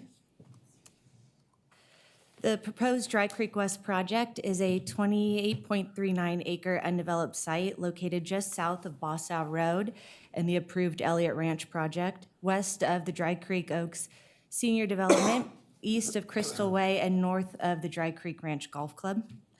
A quick background, this project site was included in the city-approved Dry Creek Oaks subdivision project in 2015. You can see the entire project site outlined in yellow there. This project included an approved ISMND for the entire site, the Dry Creek Oaks Senior Subdivision that has been under construction since, and it also included a general plan amendment and rezone of our current project site from light industrial to commercial and high-density residential. Tonight is specifically about the area in red you see. The Dry Creek West project is proposing a commercial mixed-use section, 160 single-family row homes, senior triplexes, and an assisted living facility that will be developed at a later time. Tonight, the City Council is being asked to consider resolutions for the addendum to the 2015 Dry Creek Oaks subdivision project ISMND, a general plan amendment for a portion of the project site to medium-high density residential, a rezone of a portion of the project site to medium-high density multiple family residential, a tentative subdivision map, design review, and a conditional use permit for multifamily in a commercial zone. More design detail on each component will be given later, but here you can see the site plan broken down into the three major components. The first component is the commercial zoned portion to the north, which is proposing 4 mixed-use buildings featuring retail space on the first floor and 3 separate residential apartments on the second floor. The second component will be 160 single-family homes in 4 and 5 unit row configurations known as row homes. And the third component will feature 68 senior dwelling units in triplex-style buildings that will be for rent. There are quite a few entitlements for this project we'll be going through.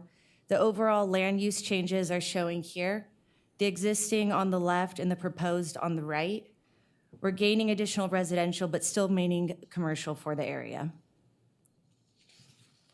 The first entitlement for the project is the CEQA addendum. The project site, as we mentioned, is within the 2015 Dry Creek Oaks subdivision project. That project included adoption of an ISMND. The majority of the proposed development is consistent with what was anticipated for the site in the 2015 project and was fully analyzed within that adopted ISMND. The portion of the proposed project requiring the general plan amendment and rezone, however, was not anticipated to have residential development and therefore required the addendum. After analysis, the city's CEQA consultant determined there was no substantial evidence that the project would have a significant effect on the environment beyond what was already evaluated. The second entitlement request is a general plan amendment. The current plan has commercial and high-density residential land use designations. The proposed amendment retains commercial at the north and changes the land use designation from high-density residential to medium high-density residential to allow single-family row homes and the senior rentals. The southern portion of the site will remain high-density residential for that future assisted living facility. The third entitlement is a rezone. The current zoning has commercial and R4, which allows a density range of 14 to 30 dwelling units per acre. The proposed map has commercial, R3, and R4. The R3 zone allows 8 to 14 dwelling units per acre. And the project results in a density of 10.5 dwelling units per acre, which meets the requirement of the proposed R3 zone. The fourth entitlement is the tentative subdivision map. The tentative subdivision map allows the creation of the reduced commercial lot, 160 single-family residential parcels, lots for the parklets, and the map also creates a parcel for the senior triplexes and a parcel for the future assisted living facility. The fifth entitlement is the request for design review for the 3 major components. First, the commercial and mixed-use development. This will consist of 4 buildings on roughly 2 acres in the northernmost portion of the project site. The buildings will be 2-story with retail spaces on the first floor and 3 residential apartments on the second floor for a total of 12 apartments. The buildings will feature stucco, color variation, and rock veneer. There will also be overhangs over the first floor windows and doors. The project will feature a community plaza area between the second and third buildings that provides picnic tables, tiered seating, and cafe tables, and landscaping. Also, a dining patio area next to Building 4 with dining tables and umbrellas at each. The 5th building will be in the east corner of the lot and is set to be a community market, but the use and design will be established at a later time. Design review for the single-family row homes. Proposed are 160 single-family homes that are in 4 and 5 unit row configurations. In the row configuration, each unit is structurally independent on its own lot, separate from adjacent units by an air gap extending from the foundation to the roof sheeting, which makes it a single-family residence. They do share the roof and exterior wall with adjoining units, which gives the appearance of an attached product. The elevations include a combination of stucco, board and batten, and rock veneer, with majority of elevations including a front porch design. The project will feature 1 light near the garage door and 1 light near the front door for each unit. And there is a different garage door style and front door style per plan. Per the Galt Municipal Code, the project must have 320 parking spaces. The project is providing 442 private spaces plus additional street parking. The single-family row homes component also features 3 proposed parklets you can see circled on the screen with some of their featured amenities. A homeowners association will maintain the community amenities as well as the front yard landscaping of each home. The design review for the senior 3-unit buildings will feature 68 units for rent. All are single-story. Each 3-unit building will feature 2 2-bed, 2-bath apartments and 1 1-bed, 1-bath apartment. There is 1 duplex in the community. The elevations for all buildings include stucco, trim work, and design enhancements. The elevations are cohesive and mimic similar duplex-style communities in the city. Each building will have attached single-stall garages that are alley-loaded. A garage is assigned to each unit, featuring a light next to each garage door. Here you can see the fencing and wall renderings. There will be a good neighbor fence between the row homes. The corner and side lots, yard lots, will feature the elevated cap and trim style fencing. And the sound wall will back the row homes on South Carilion Boulevard and be placed between the row homes and the commercial lot. The horizontal wood fence will be placed with screening shrubs between the senior triplex buildings. And the communities will also have their own entry signage on South Carilion Boulevard, as you can see there, with the row home signage on the sound wall at the entry, and the senior home signage will be standalone near their entry. Our final entitlement request is for a conditional use permit. The Galt Municipal Code requires a conditional use permit for a multifamily 3 or more dwelling in a commercial zone. Staff has found all required findings have been met and that the commercial and residential uses are compatible with the surroundings. Staff have outlined general plan policies and proponents of the project that substantiate the findings for each entitlement the City Council is required to make. Here are listed just some examples of those. At their April 9th Planning Commission meeting, the commissioners voted 5-0, recommending approval of the addendum, general plan amendment, rezone, tentative subdivision map, design review, and conditional use permit. They did add 2 new conditions to the design review, being 1, all garage doors for the single-family row homes and senior triplexes will be 9 feet wide unless the developer provides evidence that it is not feasible. And 2, rock veneer will be added to each post of the arched columns up to the trim at the front door entry to each of the senior triplex units.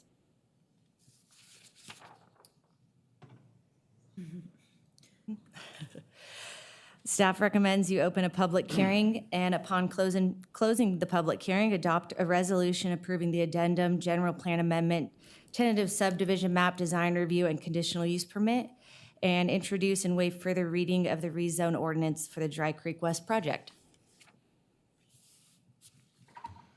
Thank you. Thank you. This is a public hearing, correct? So we need to open a public hearing? Okay. So officially, we've opened the public hearing. Does anyone have any questions, or would you like to hear from the public first? Public. Okay. Do we have any public comment? I have one speaker card that came up with the item of G2 with no name. I'm sorry, with Liliana. Is that for G2? Liliana Gamboa.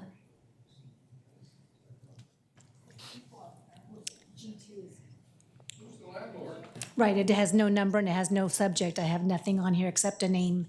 So, okay, we'll skip it. Okay, She's so not coming up. No other No other public public comment. comment? Okay. Maybe I'll leave the public hearing open and if she possibly wanders this way. Any discussion or questions from council? I have some questions. Stacy, I'm sorry. I'll just call you Stacy. I would call you by your last name. Schaefer, there you go. So this project was approved in 2015. We're making changes. You're asking us for rezone changes. Correct. So this is not the city council, this is for the public. This is not the city council approving a home development tonight. This is a project that was approved in 2015. This is us making tweaks to that project, correct? Correct, yes. Yeah.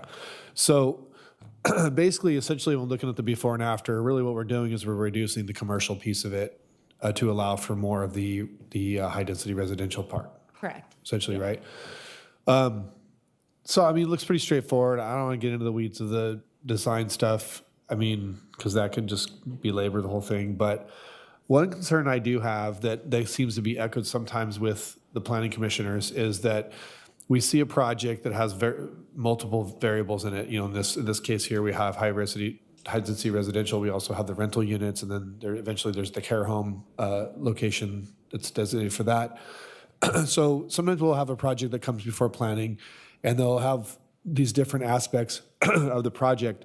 And then, you know, there's maybe one piece of it that really jumps out that's like, oh, we really like that. You know, Galt really needs that. And then what happens is it gets approved, and then they build the piece that we don't like, and then the other stuff never happens. So what I'm wondering is, on this particular, what I like here is I like the rental items. Because as we know, everything's for sale. There's not a lot of rentals. Rental market's very tough in Galt. And so I really like that part of it, and I think that's a big asset to the community. So my question is, what phase is that particular piece of this project, and what's the likelihood that we'll see that being built? Like, can you kind of give us a timeline, what you think? For the commercial mixed-use portion? For the, not so much I get the mixed use is like retail on the bottom and then some apartments on top. That's a real small amount, right? I'm talking about the bigger piece, the bigger rental piece, the 68, was it 68 Oh, the senior units? triplexes? Yes, that. So Is that I- in I phase d- 1, 2, what? I do have, so the single-family row homes will be in 3 phases, and the commercial mixed-use portion will be started when the 3rd phase of the row homes is started. Okay. The senior triplexes, though, if I can introduce the applicants actually to address the. Sure, When the please. senior, sorry, thank you, this is Tanner. Tanner Judkins with Riverland Homes. So we're the applicant and the future developer. We're the builder across the street at Drake Creek Oaks. And to answer your question, we see the exact same need and exact same opportunity you see. And the benefit of doing the senior apartments is it reaches a different market than what would otherwise we'd be reaching in the for sale market for the seniors across the street at Dry Creek Oaks. So the intention is to proceed with the row homes and the senior apartments at the exact same time. And then we've made a deal or condition with the city that we start the commercial development with the last phase of the row homes. And the thought process on that is we're very confident in the senior apartments.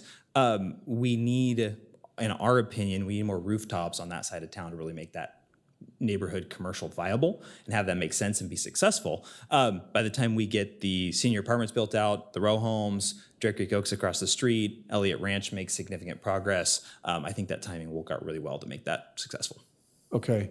And so with that rental piece, would the landlord be Riverland Homes, or would that be, would that piece of the project then be purchased by some other entity that would then rent it out? Explain how that would work. We currently intend to build that out, own that, and rent that ourselves. Okay. All right.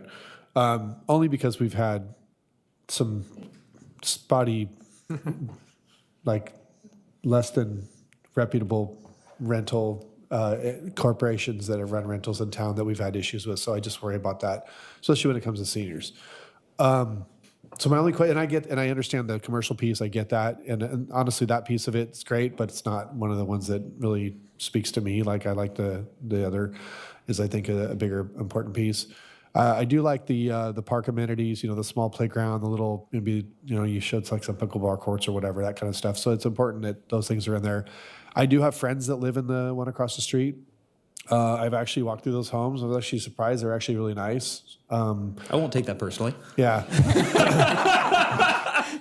Yeah, I mean they're a nice product. Not a big fan of new homes, but yeah, very nice. And so I do think that, and for those of you maybe watching online or in the audience that don't know where this is at, if you go over the overpass on Central Galt and you go down out Bosau Road, and where the new Carillion Boulevard has now teed in, it's right there on the right-hand side, that big dirt that goes all the way down to the golf course. So it's been, it's kind of behind the Crystal Light block or the old Crystal Light block or whatever. So I don't think I have any additional questions. I mean, the design stuff is what it is. I get what we're here tonight to do is just do some tweaking on the rezone to allow some slight changes to what was originally approved.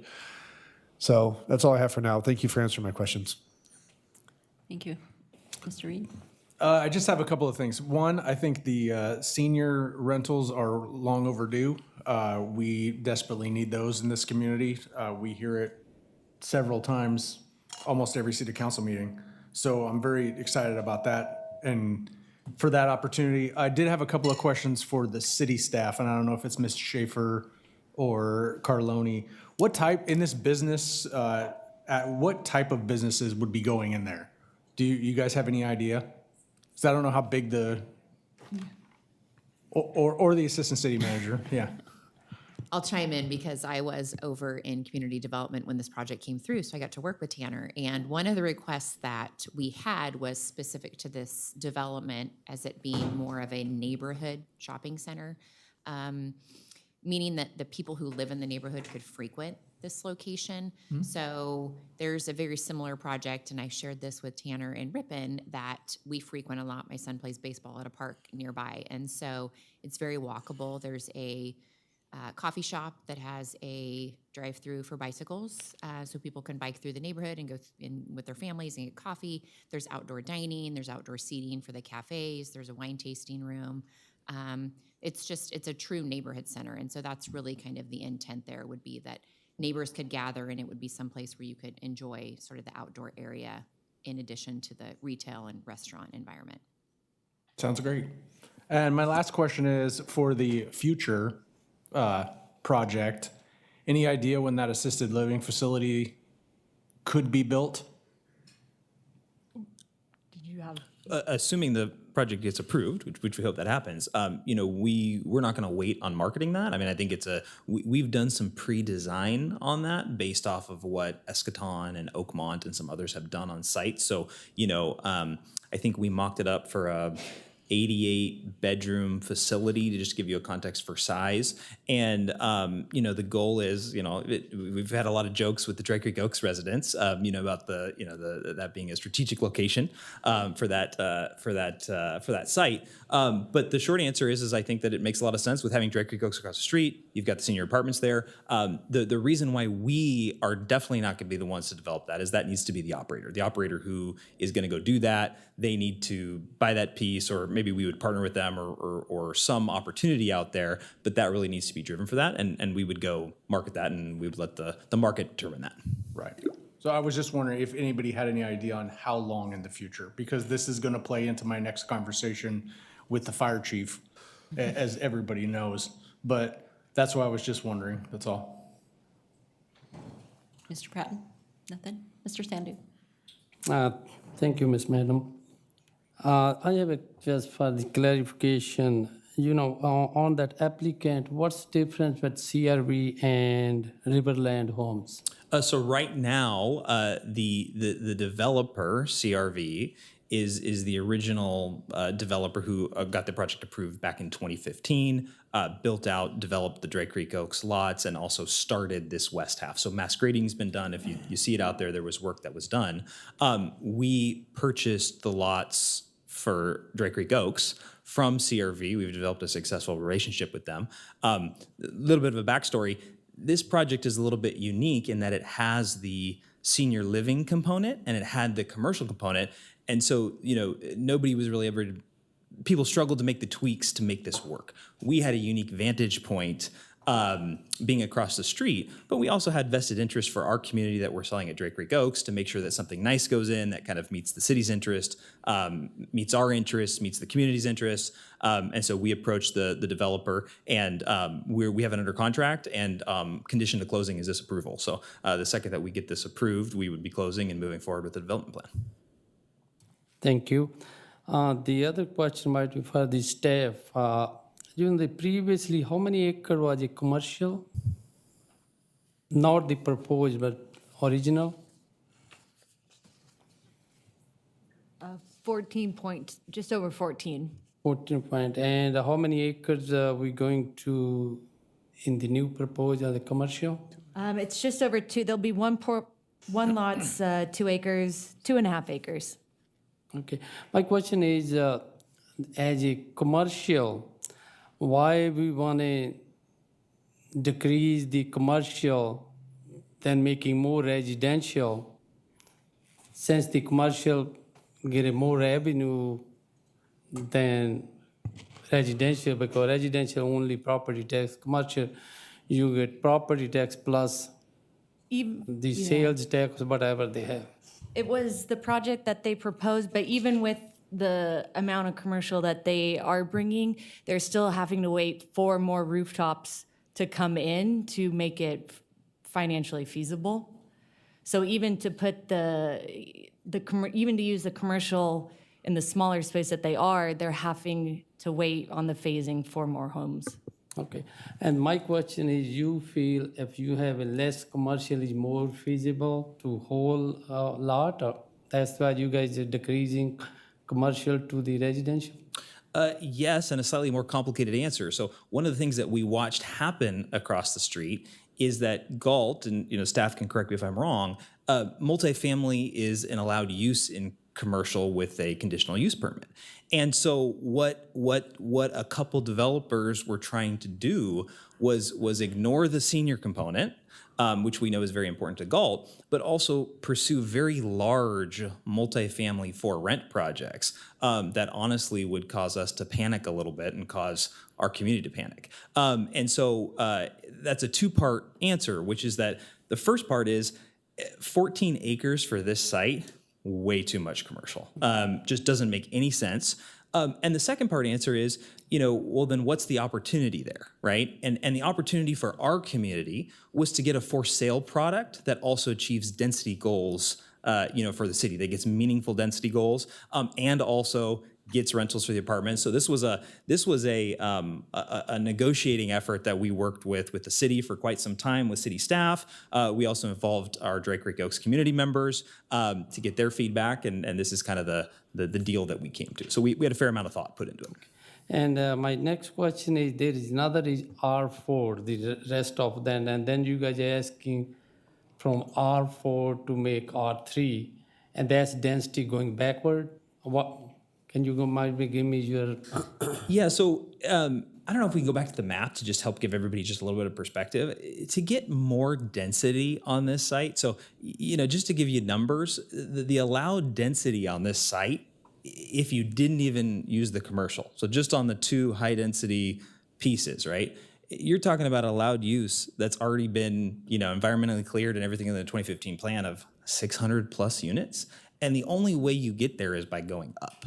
And so those are 3-story buildings. These are big apartment complexes. It's just not something that we felt made sense to us, to the site, to the community. And the nice thing about the row home configuration is, I would call it very suburban friendly. So we have full depth driveways.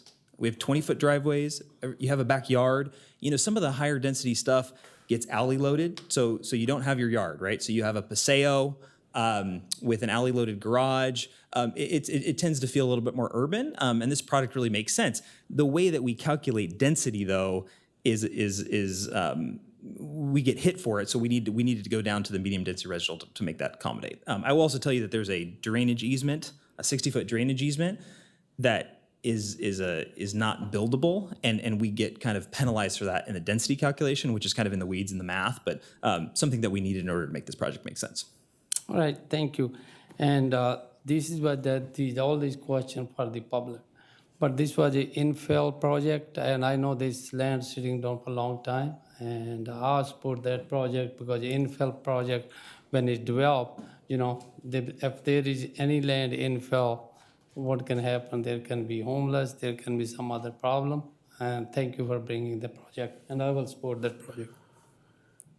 If I could just piggyback on your question, I think to answer a little more your question, Councilmember Sandhu, is I think way back in the beginning, it just seemed like the envision for this site was a lot more commercial, might even been industrial even before that because of its proximity to like Crystallite and all those other manufacturers over there. But I think that as the surrounding areas have developed, especially with Dry Creek Oaks, it has kind of changed the perception of what this area looks like. And I think I agree completely with what they've done here, that 14 acres is way too much commercial there, especially with the potential of the Silverhorn Ranch, Silverhorn Ranch project across the way. I don't think there's really a need for more than that over on this side. And I think that the senior element, the senior rental element is really the cherry in this project, in my opinion. And I am happy to hear that that's planned to be in the beginning, that there is a plan to do that and not just in the future sometime. So, yeah, I don't know if that helps you, but. Okay, did we have the public speaker show up? Okay, with that, I'm going to go ahead and close the public hearing. And would council member like to make a motion? I'll move to approve as stated in the agenda. Second. Okay, moved by Councilmember Pratton and seconded by Vice Mayor Reed. Roll call, please. Vice Mayor Reed? Aye. Councilmember Pratton? Aye. Councilmember Sandhu? Aye. Councilmember Farmer? Aye. Mayor Rodriguez? Aye. Motion carries 5-0. Okay, moving on to item G2, consideration of no more gas and Galt appeal of Planning Commission's approval of Galt Ranch commercial development, consideration of CEQA findings for an approval of Galt Ranch commercial development. Are there any statements from council? Yeah. Give me a sec. Madam Mayor, I would like to make a statement. Since I own the property adjacent to this project at 10684 Silverhorn, I will be recusing myself from that project. And give me some time to leave me from this room. Thank you. Thank you, Mr. Sandhu. Mr. Farmer? Yeah, thank you. Although I actually have no conflicts of interest and no property near this project at all either, I'm actually, and I have not demonstrated any bias or such against the project out of an abundance of caution because there has been some accusations by legal counsel for the appellant. I just decided that I would, to preserve the integrity of this process, that I'll recuse myself as well. So I will be joining the Councilmember Sandhu. Thank you. Thank you.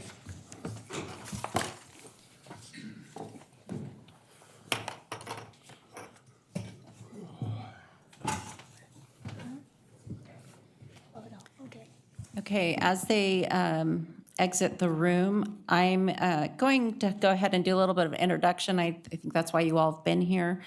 And excuse me, because I'll be reading so I don't miss anything. This item is for consideration of No More Gas and Galt's appeal of the Planning Commission's approval of Galt Ranch commercial development and consideration of CEQA findings for and approval of Galt Ranch commercial development. This appeal hearing is being conducted pursuant to the authority contained in the Galt Municipal Code and state law, including Galt Municipal Code sections 18.68.050 through section 18.68.060. My role as mayor will be to act as the presiding officer of this hearing. Although styled as an appeal in our municipal code, this is a de novo proceeding. This means that this appeal will afford presentation of all evidence and testimony relating to the approvals requested by the applicant. Council will reevaluate information presented to the Planning Commission in addition to testimony brought forward by those appealing the Planning Commission and any additional testimony the applicant may have. The City Council's role in this matter is to decide whether or not it would like to approve and make requisite findings in connection with the applicant's Galt Ranch project and the associated entitlements and approvals. In short, Council's role tonight is to determine whether to approve, deny, or modify the requested approvals for the Galt Ranch project. Staff is recommending that the City Council consider testimony and evidence from both city staff, the applicant, and any designated speakers on behalf of the applicant and the appellant, and any designated speakers for the appellant, and any other public commenter. After the hearing, council will be asked to render a decision to approve or deny in whole or in part the applicant's requested approvals. The contents of the appeal and its supporting evidence and all information in the administrative record are before the council, the public, and the appellant. Here's how the hearing is going to work and proceed. First, I will open the public hearing and ask council members to disclose the nature and substance of any information or communication regarding this appeal that they received prior to this hearing, beyond what has been included in the packet and is now a part of the record before us tonight. Then city staff will have the opportunity to present its staff report and answer any questions the council may have. Then the appellant or any appellant designated speakers in support of the appellant will then have 15 minutes to present its position that it would want the city council to consider tonight. Then the applicant or any applicant designated speakers in support of the applicant will then have 15 minutes to present their position with respect to the project. The city council will then have an opportunity to ask any further questions of the applicant or staff, or of the appellant, applicant, or staff. After the council has had the opportunity to ask some questions, after which I will open it up for public comment. In the interest of time, I know we've been here for a while, so it's probably already happened, but if you wish to speak and haven't filled out a speaker sheet card, this would be the time to do it so we can move forward quickly when it's that time. Other public comment will be received, and then council may have more questions for the appellant, applicant, or staff. Then after those questions, the appellant or applicant's designated speakers have an additional 5 minutes if they would like to address for their closing remarks. The clerk will keep track of time allotted to the applicant and appellant speakers and our public speakers, so please be aware of the clock so we can move this along. After it appears all the evidence and testimony has been submitted, the council will deliberate and then close the public hearing and render its decision. Written notice of such decision shall be given by mail within 5 working days after the date of the decision. Madam Clerk, can you confirm what email address the applicant has agreed to accept service of the written decision? clerk@cityofgalt.org. Okay. And can you please confirm what email address the appellant has agreed to accept service of written decision? Let me see.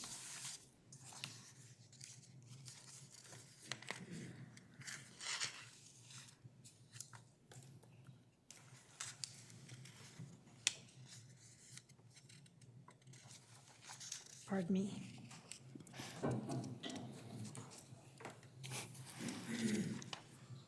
I lost my spot. Sorry about that. It's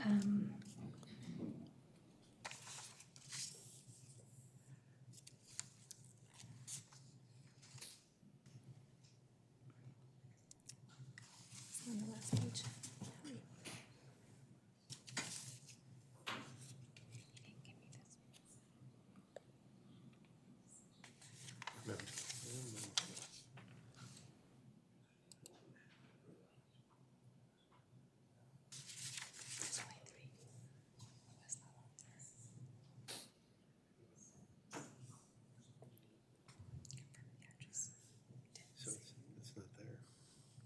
I would just suggest that when we have the applicant or the appellant team present, they can just confirm on the record the mailing address that the written notice of decision will be sent. That way it'll be clear on the record. We just ask the applicant and appellant when they speak. Thank you. Okay. Okay, are there any questions as to how this is going to work? Okay. Okay, council, are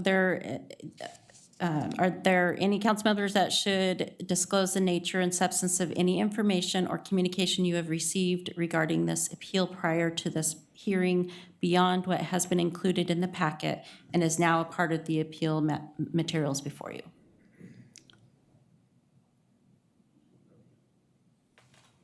I did meet with Dr. Dalla on the project, but we did not discuss this appeal. Okay. I too met with Dr. Dalla, a member of the No More Gas in Galt, but it was before the appeal. So, okay. We're ready. We'll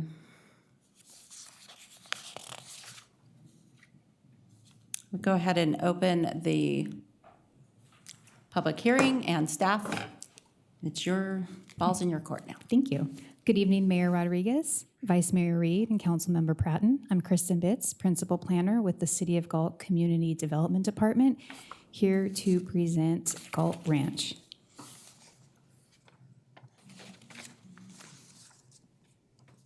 Give me just a moment to, is there a way to, thank you, appreciate that. In the heart of our city is 45 acres of vacant land, and it's land that has been planned for development for decades. With a general plan designation of commercial and a zoning designation of highway commercial, the site has long been recognized by city leaders and city staff as a prime location for regional and highway-oriented commercial uses. These uses rely on visibility and access from freeway corridors and major intersections, which this site offers.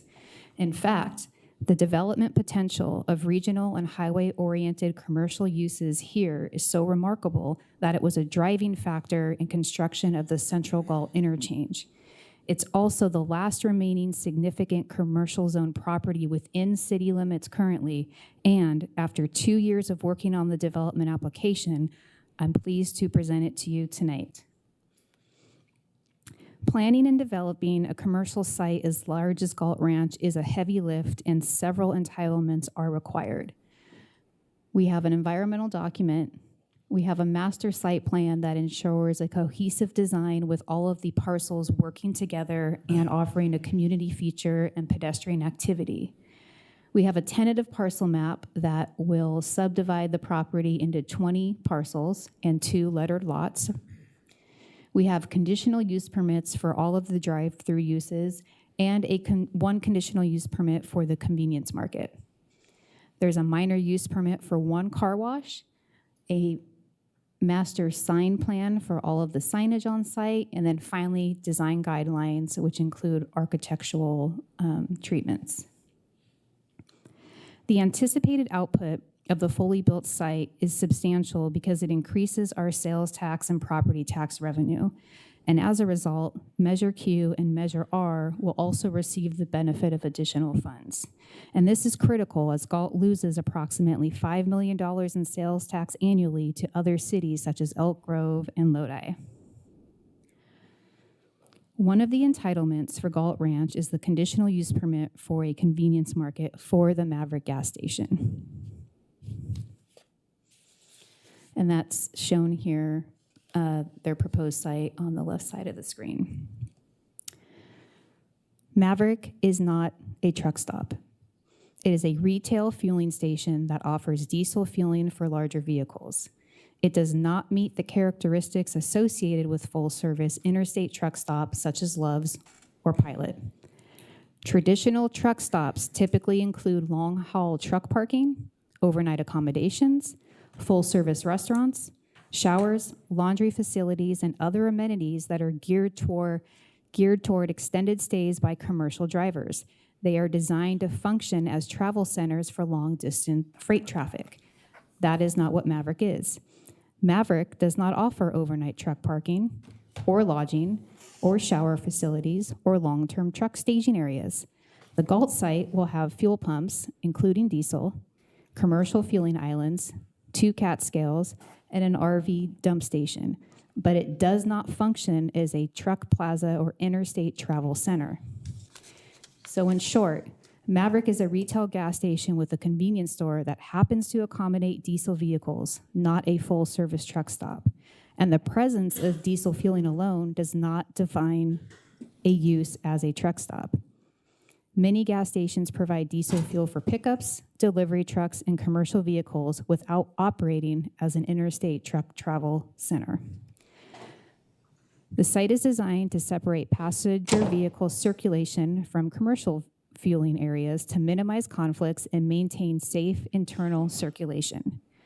Access is designed to align with the broader Galt Ranch circulation framework.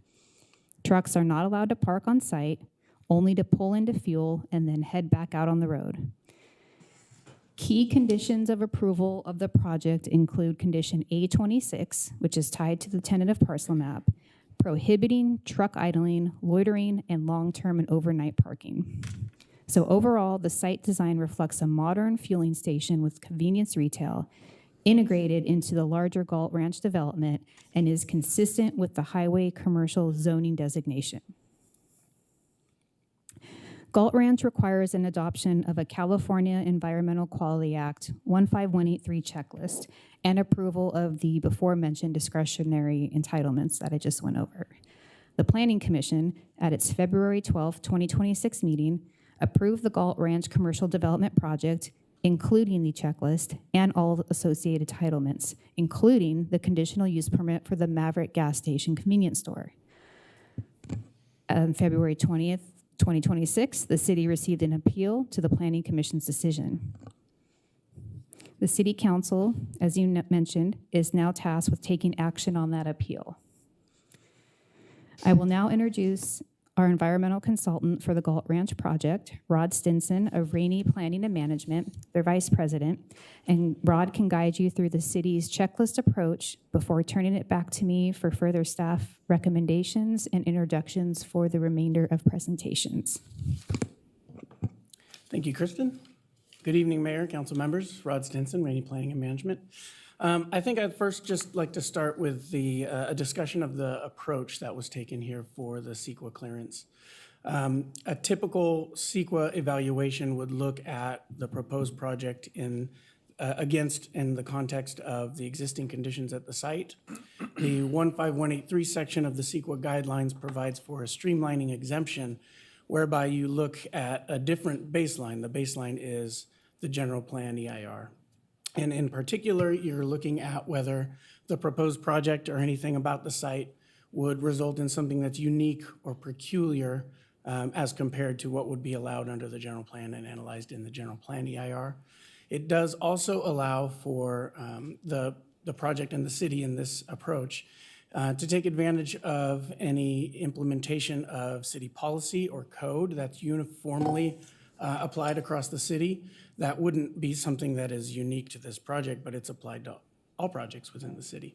And so what we've done is prepared a modified CEQA checklist. CEQA provides an Appendix G that has a checklist of all the different topics and all the different questions we need to answer. And so this modified checklist goes through and analyzes whether there's anything peculiar about the project or the site that would meet any of those criteria under 15183. As part of the appeal, there was a comment letter that was included on the original checklist. That letter was bracketed, and so every comment within that letter and all of its attachments were responded to in writing, and those were included as an attachment to the staff report. And some of those comments required some revisions to that original checklist, and that revised modified initial study checklist was also included in the staff report. The changes that were required were for clarification and amplification purposes. We did some additional analysis. We did a health risk assessment related to the gas station and the truck trips. A project-specific noise report was done, and the other point of clarification was related to the remainder parcel that is not a part of the project related to the future potential for housing on the project site.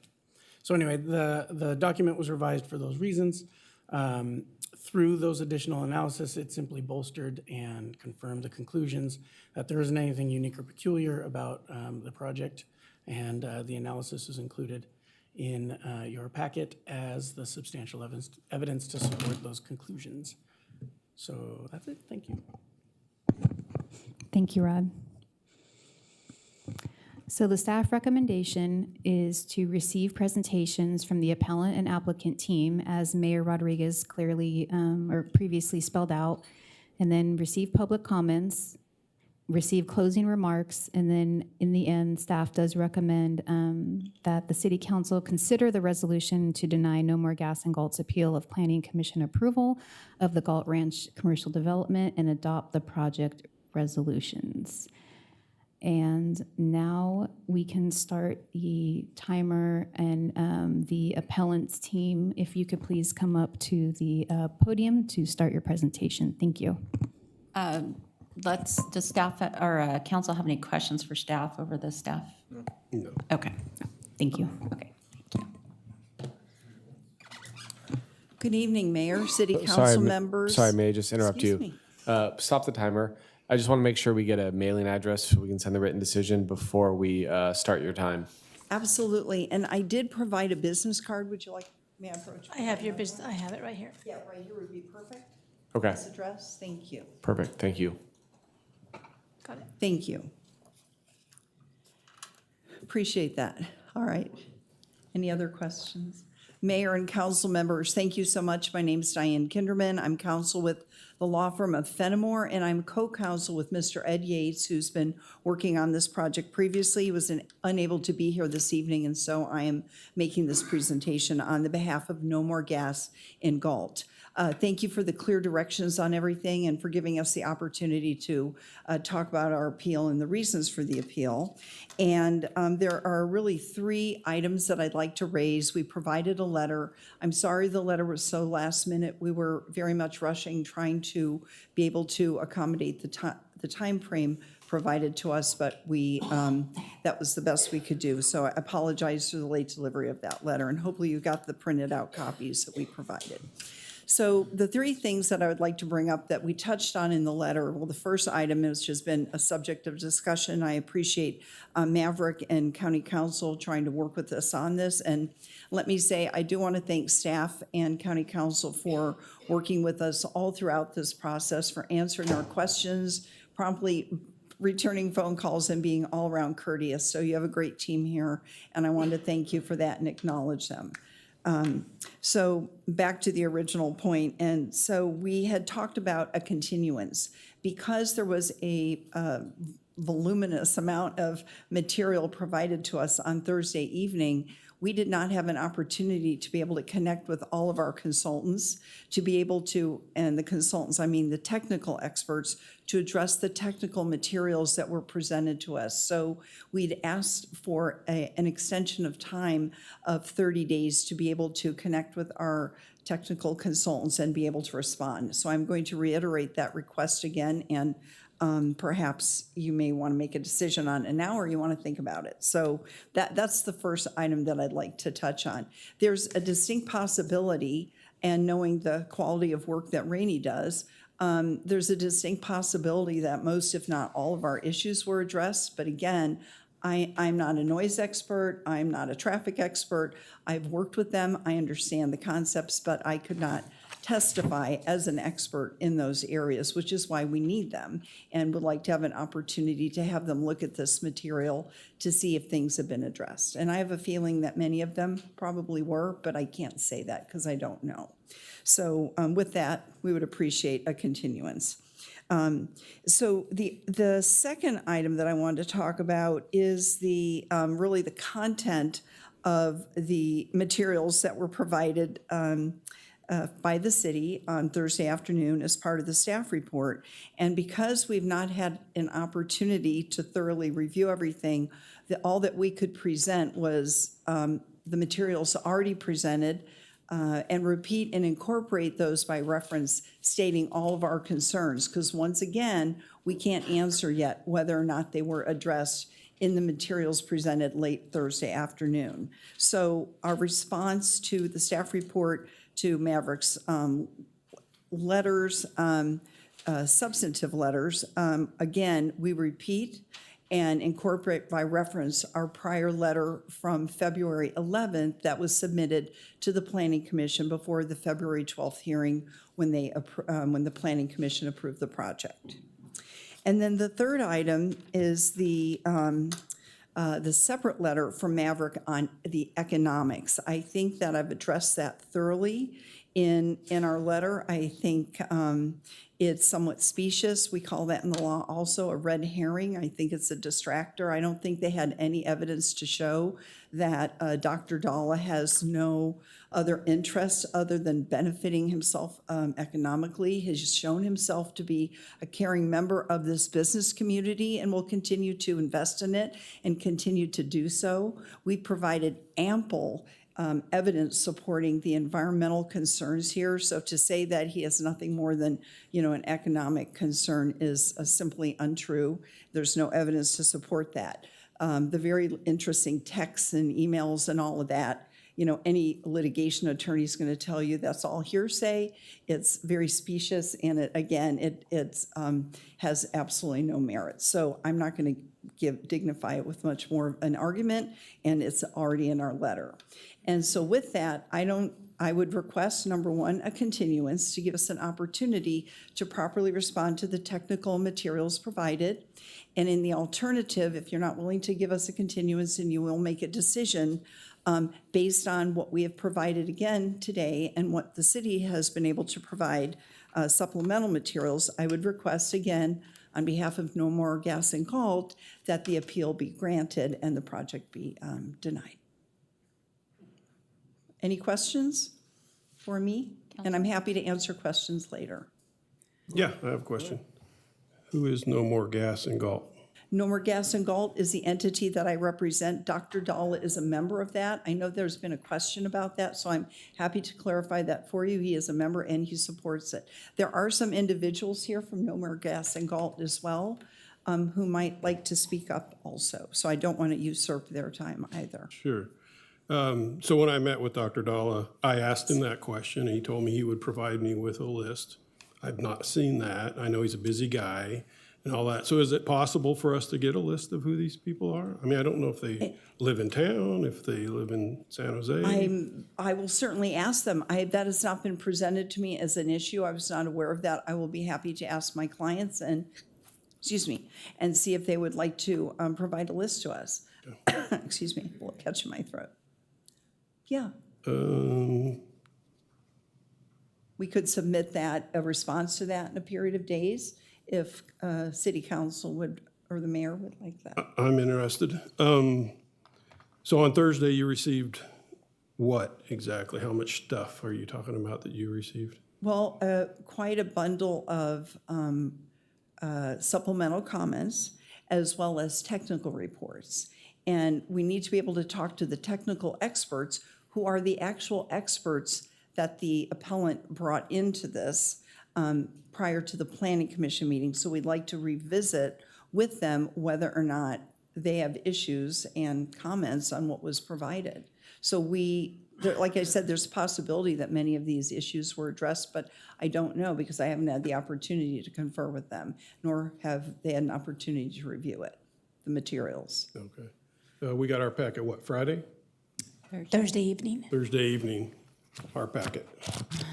So we have to go through this stuff too. Right. But I'm prepared. Of course. I'm ready. Well, thank you. We appreciate that. So- And why we're not, if I be able to respond to that? Yes. Why we're not is because we have to make a record, a legal record, and I could not testify on noise issues as a noise expert. I'm a land use lawyer, and I'm an expert on CEQA and land use issues and environmental issues, but I'm not a noise expert, so I could not testify to that. I could not testify on traffic. I am not a traffic expert. That is why lawyers have to rely on them. We know a little bit about it. I can certainly converse about it. I can know what makes sense, understand what makes sense, what doesn't, what's required for CEQA. But I could not make a record and testify that that is correct or not, because I'm not that expert. Yeah, That I is understand why, that. and your voluminous, your stack of exhibits, I apologize for that, being late again. The thickness is it's the same letter that you got on February 11th. And we just were repeating and incorporating by reference as our support. The rest of it, the first stack of it, were some emails that addressed the request for the continuance. So when I read the appeal, though, I don't see any reason why it needed to come to us so late. That's concerning for me. You know, we got that last minute. But if you read through it, it's stuff I think that was discussed early on. So Yeah, I don't have a response to that. I was not involved in the filing of that. okay, yeah, and I'm not here to debate. That's all I have. But I appreciate your comments, and we'll look for further direction on the list that you were interested in. Thank you. Ms. Reed, nothing. I am curious about that list. Are these type of organizations a matter of public record? Not always. No, they're not. Okay. In fact, when I am sometimes on the shoes on the other foot for me, and I'm representing someone in Maverick's position, we do sometimes request, for example, let's say in a Clean Water Act matter, many times environmental organizations will come after a client for Clean Water Act violation, and so that I can run a conflict check to make sure I'm not dealing with a potential client of mine who may have contributed to that organization. I'll ask for a list, and oftentimes they refuse to provide it. And we've just not taken that issue to court. So on the issue of environmental groups under CEQA, I do not know that, I don't think there's a mandatory requirement for it in CEQA, but I'm certainly happy to ask the client out of respect for your question and see if that is something they could provide a total or partial list of. Yeah, I agree that it's important to know at least where they live. Of course. Because if the majority of the members are outside of this area and the majority of the financing for it is coming out of this area, then that is a concern. It's always a concern for a small town to have that outside influence trying to dictate what our town, our city should and shouldn't do. So I agree with Councilmember Pratton. I would like to, at the very least, know where they reside. But in CEQA, the way it's crafted, it does allow members of a community to participate and people who are not members as well. So right. CEQA does allow that. Right. I don't know the answer here, so. Okay. And I appreciate you looking into that for us. Thank you. I do have, well, I guess, never mind. I don't have a question for you. I'll ask it at a different time. I'll be here. So- I'm not going anywhere yet. Thank Now, you. do you have other speakers? Well, on are there behalf any of other the, members of No More, and Dr. Dahl would like to speak, and if any other Okay. members of No More Gas would like to come up, they're. and they this can did- also speak during the public comment as well. So. Thank you. Yeah, just to Thank make you, Your clear, we paused the time when the council started asking questions, so that way you can maximize your time. You have 9.5 minutes. So whoever on the appellant's team would like to speak, anyone that doesn't get the opportunity to speak would also have the opportunity to use public comment. Thank you kindly. Thank you. I'll be here for any future questions. Thank you for your time. Perfect, thank you.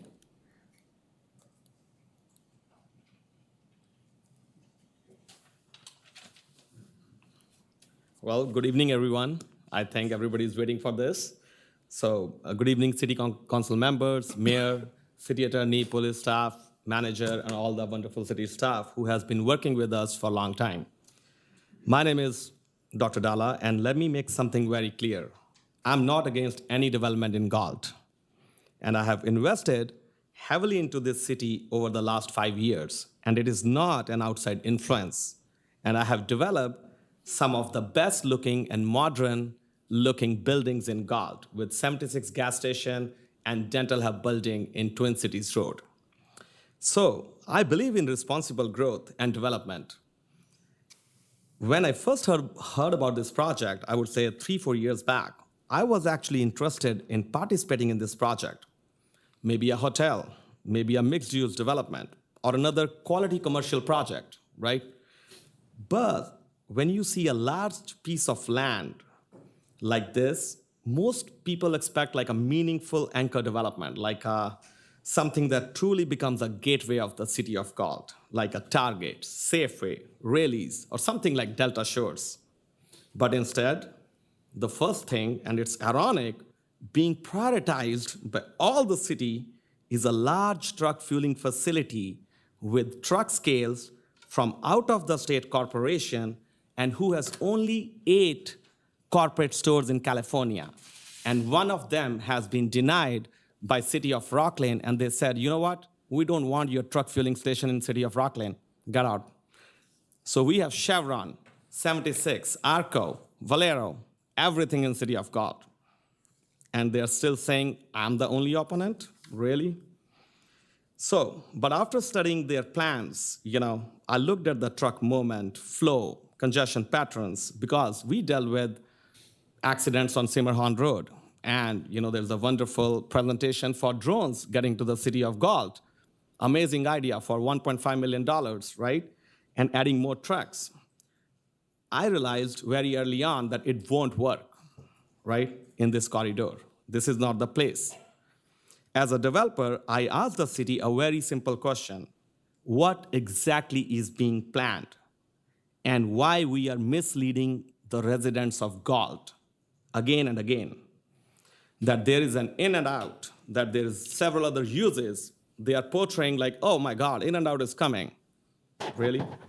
I requested the site plans and details about this development 1.5 years back, but the city was not providing the documents or giving any clear answers. That forced me, actually, I'm a dentist, full-time dentist, right? Forced me to hire an attorney, Mr. Yates, great Mr. Yates, and pursue an action under California Public Records Act, which is CPRA, that anybody in a public can ask the city officials to get a documentation what is happening in the city. And they didn't respond or didn't give all the information. So that resulted in lawsuit, Dalla versus City of Galt. And I'm the bad guy. And the city lost that case and did the settlement agreement with me. And ultimately, these taxpayers, residents of Galt, paid more than $120,000 taxpayers' money from their general fund to defend that settlement agreement. And in that settlement agreement, it was written that if Maverick does any other reports, they should be available to us on a timely manner. What did they do again? They put this everything on Thursday evening. How can you, on a Thursday evening, Friday you call a consultant for noise, traffic, everybody, hey, we have a city meeting appeal coming in, draft a response. How this is possible, is it? So, So the records that should have been public from day one were held by city on purpose so that no one can oppose this development. And unfortunately, we are here again. Even after the settlement agreement, city agreed to provide these studies in good faith. And yet some studies completed months ago, the noise and air quality was done in March and April by Maverick, but was not disclosed to me, Deanne, or Mr. Yates, and were made only to public a couple of days ago. So Mr. Yates sent a letter that we might be potentially doing a CPRA lawsuit again, and we were going back and forth with Mr. Spondolino, the city attorney, for an hour to go back and forth. And we will challenge that. This is no transparency. This is no good faith. And the people of Galt deserve better. This project sits on one of the most important gateway of Galt, connecting the east side and the west side. Around it, you already have neighborhoods. Imagine planned high-density residential, 10-acre, 500 feet away from the project site with truck fueling. Come on, guys. Senior living communities, Dry Creek West on the Basso Road, changing the zoning, and the Elliott Ranch development. Those guys are not here because this is not developed. That's what Maverick does. They go to each and every city who just falls into their prey. Here you go. They got approved in Elk Grove, yes. Why? Because there's no housing next to it. Yet we are talking about bringing heavy diesel truck fueling operations directly into city limits. And what happened to the promised Simmerhorn Road roundabout, which we were talking about in General Plan in 2030, 10 years back? Kimberly and Horn, they said, you know what? We don't need a roundabout. We'll just make a Galt Ranch Road directly from the C Street. And who owns a lot of land up there? Council member Paul Sandhu left because he owns the land up there. Is he ready to give away? Is other parcel owner ready to give away? So what's gonna happen? In and out never gonna come. It's 4-phase project. Phase 1 is Maverick. And the property owner will just get a lease money from the Maverick and just develop that. In the staff report, it is just clearly shown that how everything gonna be staff level review from moving on forward. So let's also be honest. So I would just say, so my only question to the council is, are there any enforceable conditions, any timelines, or any bonds you guys will require the developer for this 41-acre mega development project that can actually build the remaining commercial development being promised to the public? Or are we gonna be watching this after 10 years and I can mind, and I can come back in 10 years and see there's only Maverick, right? And then you guys gonna be like, shit, we should have put some conditions of approval that before they open their store, before they do anything, they should have 5 restaurants operating. Can they do that? No, it's a lie. Or we simply approving a truck fueling operation at one of the main gateways into the Galt and hoping the rest comes? I respectfully urge the council, demand the complete environmental report, no exemption, before you guys make the permanent decision. That's all. So I represent No More Gas. You guys have seen what Maverick has presented on me, and I don't care, honestly. So we're gonna fight this, and we're gonna fight this to the end. Thank you. If you have any questions, I can answer. Thank you, Dr. Dalla. Okay, council, any questions? No, I think I appreciate your presentation tonight. I'm glad you came. I was concerned because I thought you wouldn't. The conversation, you had an opportunity to discuss the whole project. I don't think that's what we're here for. We're here to look at the appeal. So I'm going to limit my conversations to that. Councilmember Reed? No? No. I just want to clarify a couple things that you said. Maverick, and this might be a staff question, Maverick did those the studies? Or you said that Maverick did the air quality and traffic studies? No, Rainey did it? Okay. That's was part of my confusion. That didn't make sense to me.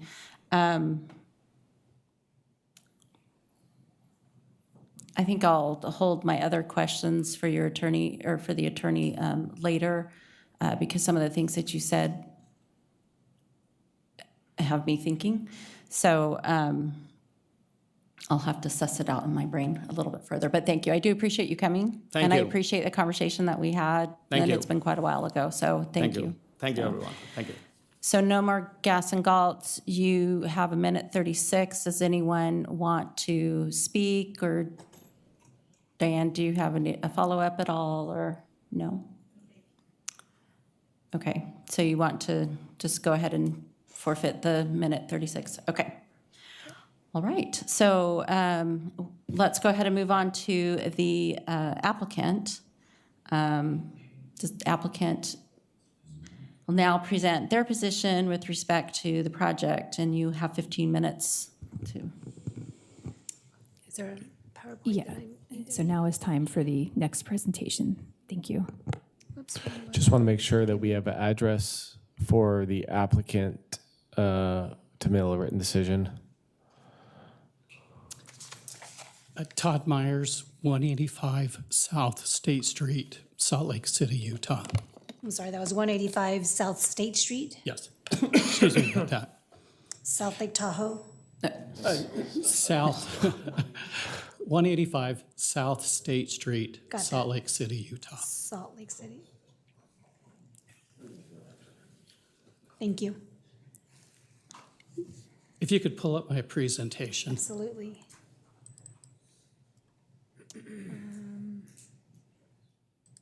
There should be 2 slides before this. Right there. Give me just a second. Where's my IT guy when I need him? He left. No, he's sitting on the first row. Oh, there he is. Bottom right. Get up here, Rodney. Come show me. Here he comes. Give me just a minute. Rodney, faster.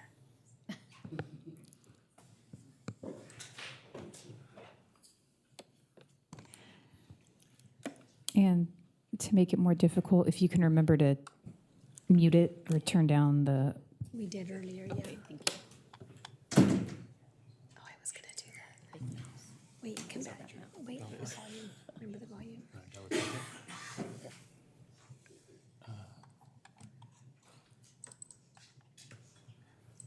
That's down. Okay, perfect.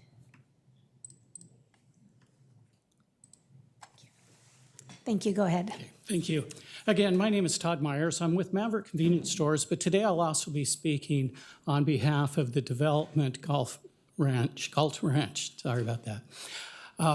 Maverick came to town, probably about 2 years ago. I'm sorry. Thank you. And at that time, to be perfectly honest, we would have loved to have heard that we could just go develop our site and not worry about anything else. But as Kristen has showed you on you have a land use map that shows this area is commercial. But you also have a general plan that dives into that, and it shows you policies. And piecemeal is not what the city wanted here. And so we began working with the developer to develop this whole site. There's connectivity for pedestrians, for bikes, for vehicles. I don't know if you've ever been to a commercial area where, you go to one store, then you go out on the street, then you go to another store. As you look at this, there's connectivity there. In the center of this development, there is a gathering place for people. It's shaded, there's pathways, there's landscaping, there's benches to sit on. It creates a sense of place. And you also then get into some theming and architecture. They have given us some leeway for national companies because our buildings are kind of our theme, and so we kind of tie all that in together. And then also I've included the sign. Sign's very important to business, but it's also a time that you can have some more connectivity throughout the whole development. This particular sign is one of the ones that will go out on the freeway. That does 2 things. First of all, it pulls people off of the highway and into your community. They're going to shop here. They're going to go to this development. They'll probably go to the developments on the other side of the highway too. The other thing it does is it brings those businesses here because they know they can advertise on these freeway signs That's very appealing to us. It's very appealing to In-N-Out Burger and many of the others. If you could start this. Let's dive into Maverick. That's what we're all here for.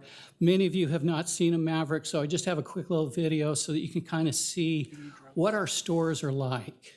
And as you go in, they're well stocked. There's nice room spread out. It's supposed to be a very comfortable feeling. You may notice there's not bars on the windows. We're trying to create a friendly environment, and in the back here, you have where we have our food products. That's a very important part of our business.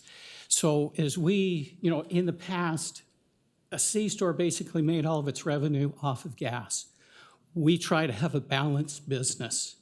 So as gas goes down in the future, the store needs to be able to stand alone to be able to still function as a good business. Whoops. Let's dive into safety. This is a common thing that comes up in these hearings.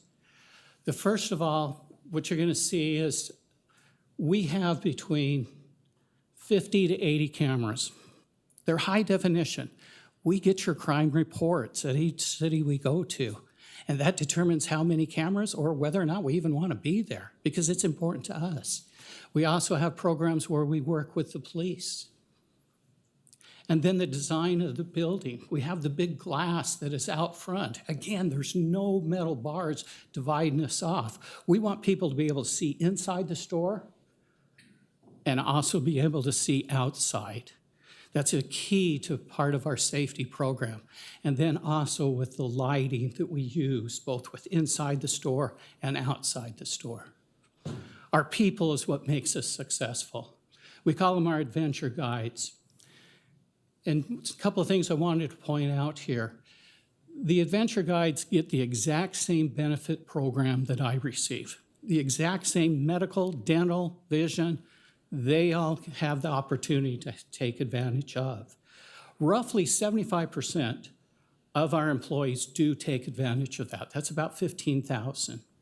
Some of the other benefits include both long-term and short-term disability, tuition reimbursement. Our adventure guides become our best store managers. Let's get them a degree.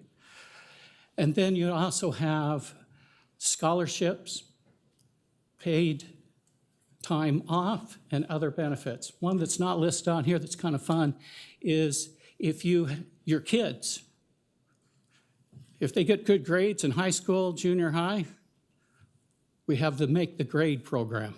They get B's and A's, they submit that, their parents submit that to their employer, Maverick, and they get paid for those grades. We're very proud of that.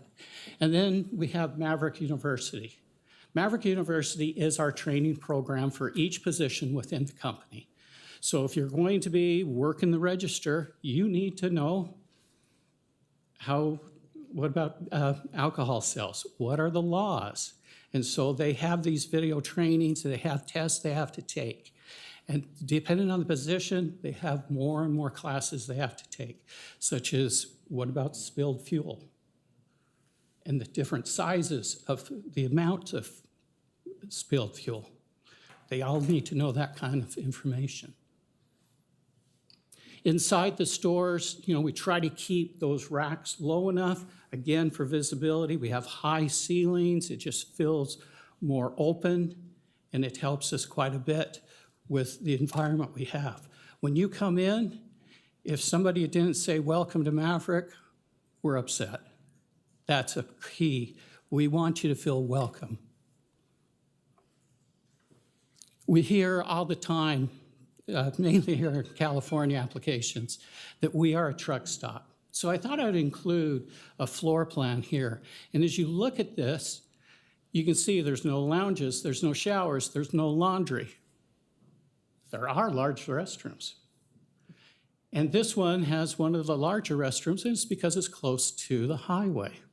If we have big, clean restrooms, people get to know that, and they're going to jump off of the highway, and they're going to come into Galt, they're going to come here, they'll probably find the wayfinding signs that the development has, and probably go see the other businesses within that development.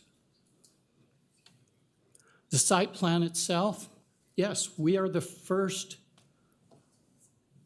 business coming off of the highway. And for good reason. We are a business that serves the traveling public. And so they're going to be able to come in and get to the facility pretty quick and easy.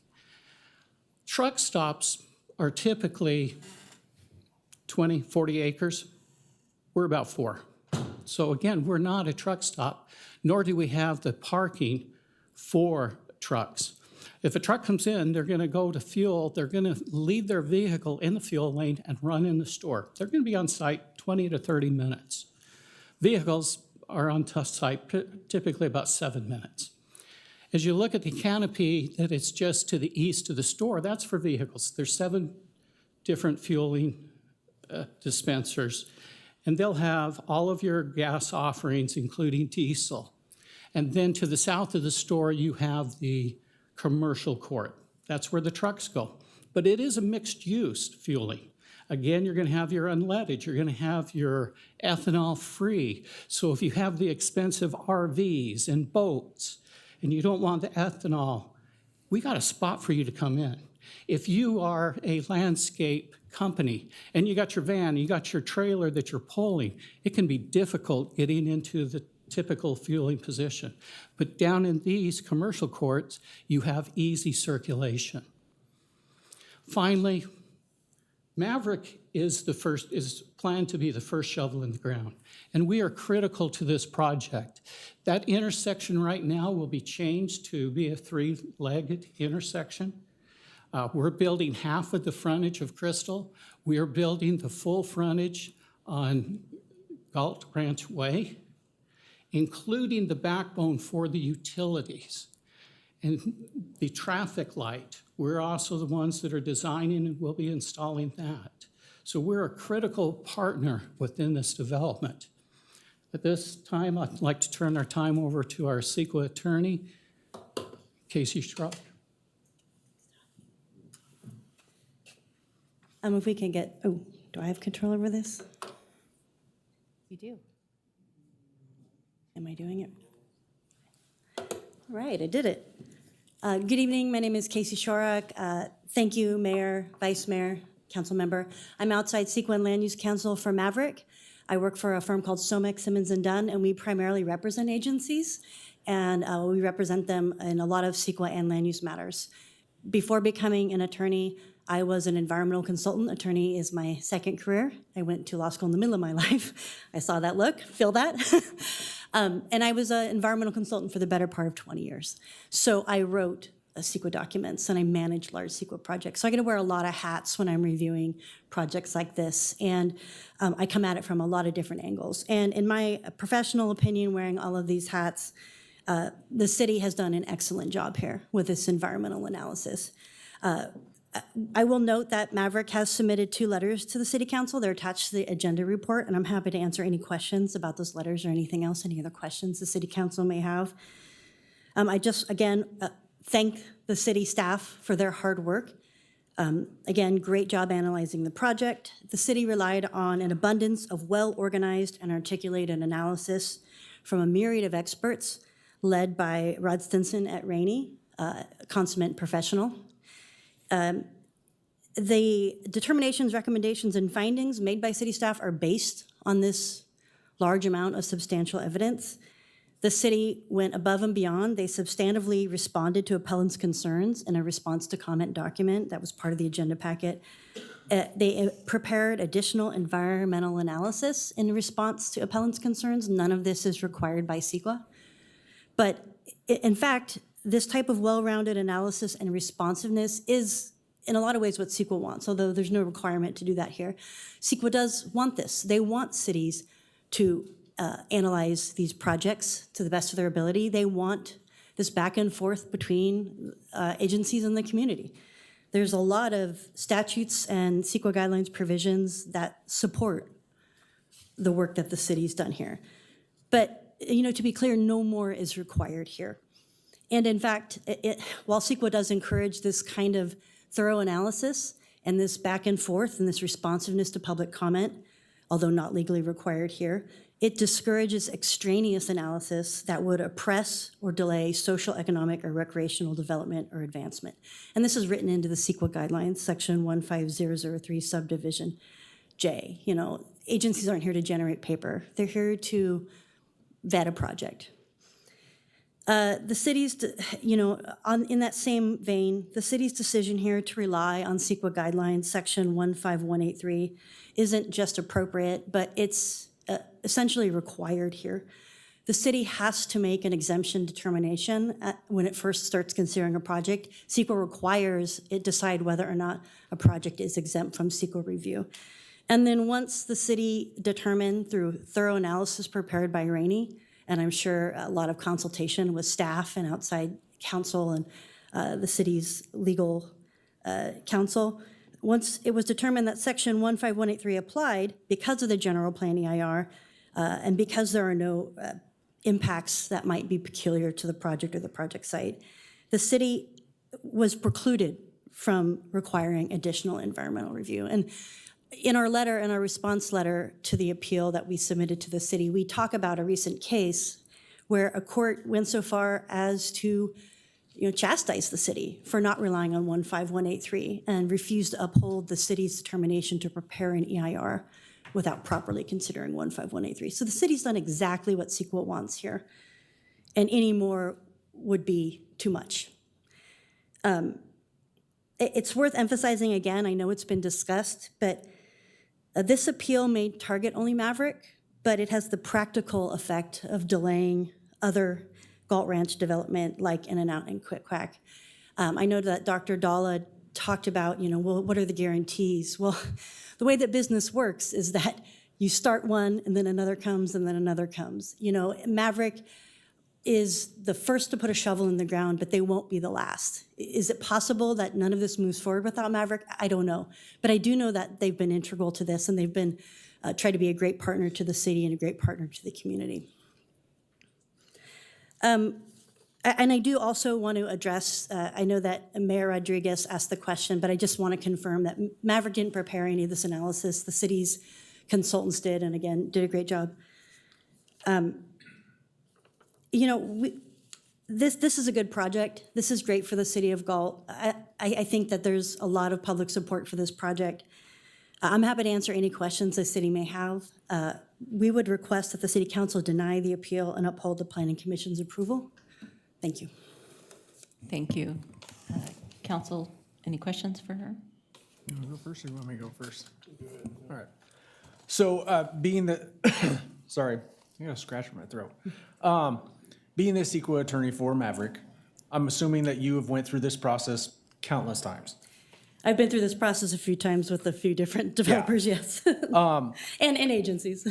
So, and I am not one, so I don't even come close, so that's why I'm asking. With all the work that's been done by the city and their other consultants, how does that compare to some of the other projects that you have been through? Like, I hear where you're going with this, and I actually had a statement in here about this, but I didn't want to go too over the top here. Galt has set, this is the gold standard for environmental analysis in this regard. Not only did they do the correct amount of analysis out of the gate, and not only did they use the correct pathway out of the gate, but then they added more in response to comments. The response to comment document alone, in some ways, sets a new standard. So I would say that they have exceeded what most jurisdictions, what a lot of jurisdictions in the state of California would do, especially for a city of this size. And I think it speaks to the importance of the project. Thank you. Councilmember Pratton?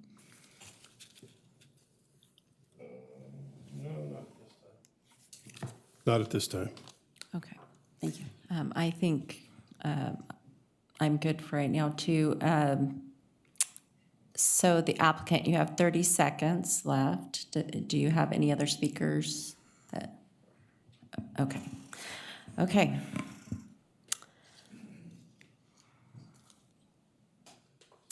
All right, so we can go ahead and move on to public comments. Madam Clerk, how many speakers cards do we have? We have 21. In light of the lateness of the hour, let's go ahead and move the public speaking to 2 minutes apiece. And so maybe, Madam Clerk, you can call 2 or 3 up and they can line up so we can move it along so everyone can be respectful of everybody's time that they have. I'll have Gail Weber, Michael Little, and Paul Salinas come up.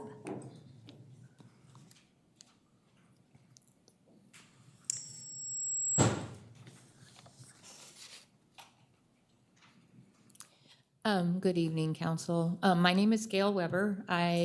My husband and I moved here 31 years ago from South Sacramento looking for a place that we could have our RV on. We secured 2 acres outside in the county. We had trucks with 5th wheels, and we currently have a 40-foot diesel pusher. We have never been able to fuel up in Galt because of logistics of trying to get a truck and 5th wheel or a 40-foot diesel motorhome pulling a car into any fuel station in Galt. We have always had to go outside the city, or we've had to fuel up our truck prior to connecting it to our trailer. So we have a diesel motorhome that holds 100 gallons of fuel. We go down to Jayhaunt, or we go down to Interstate 5 and Highway 12 and fuel up there. So we essentially have not paid any sales tax on fuel for those vehicles and those trips in this town. I also look at the name of this group, No More Gas in Galt. I don't see how one business owner can say, I can't have any more competition in town. It's the public that decides which businesses fail and which businesses succeed. So you essentially could have 10 pizza parlors in this town next to each other if the zoning permits it. The pizza parlor can't say you can't have another pizza parlor in town. The public will decide which pizza parlor survives. The same with coffee shops, grocery stores, and everything. So it's the public that's going to decide whether the Maverick fails or it succeeds, and whether the rest of the businesses that are going to come along with this fail or succeed. So I don't see how one business owner has the right to stall and to post misunderstandings on the Facebook pages and stuff about what this project is not. It is not a truck stop. It is a fuel stop, and one that myself and a lot of other diesel owners are really looking forward to. Thank you very much. Thank you, Ms. Weber. Good evening, Council. My name is Mike Little, President of the Galt Police Officers Association. Members of the GPOA recognize that this project represents far more than simply adding another business to our city. It represents growth, investment, convenience, and economic profits for our residents, and continued progress towards the future of the city of Galt. As our city continues to grow, it is important that we continue to providing services, business and infrastructure that meet the needs of both current residents and the families who will call Galt home in the future. Projects like this create opportunity, employment, and resources for our citizens. At the same time, we also understand that developments of this size can create concerns within the community. Some residents worry about increased traffic or commercial growth may bring unwanted activities such as, and I'm quoting here online, prostitution, drug use, thefts, or other quality of life crimes. These concerns deserve to be acknowledged, and I want you to know that the members of the Galt Police Officers Association are looking forward to the opportunity to combat this and not allow it at all. Our officers take tremendous pride in protecting the city, and we will not allow illegal activity to take hold just because the city of Galt is growing. I also want to say this respectfully. The GPOA believes that strongly in facts, transparency, and truth. And I encourage every community member to look up this project and all attachments online that are a part of it.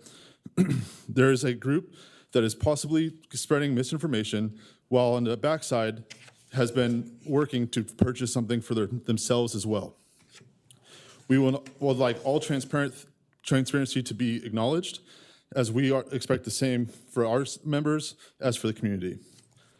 The GPOA is excited to see this development continue and inside the Galt Ranch, and we stand ready to support that growth and work alongside the city leadership, businesses, and community members to ensure that developments become positive additions to the city for years to come. Thank you. Thank you.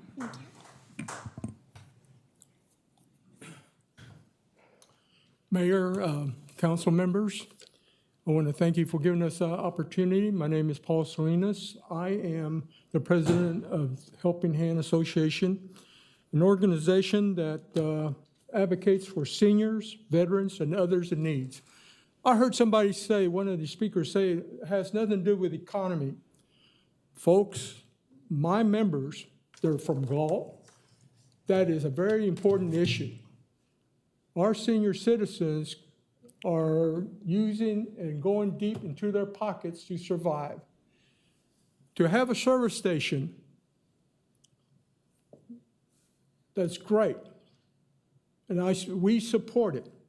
Maverick, as we understand, is competitive to Costco. If somebody knows what Costco gas prices are, they're 10 to 15 cents cheaper.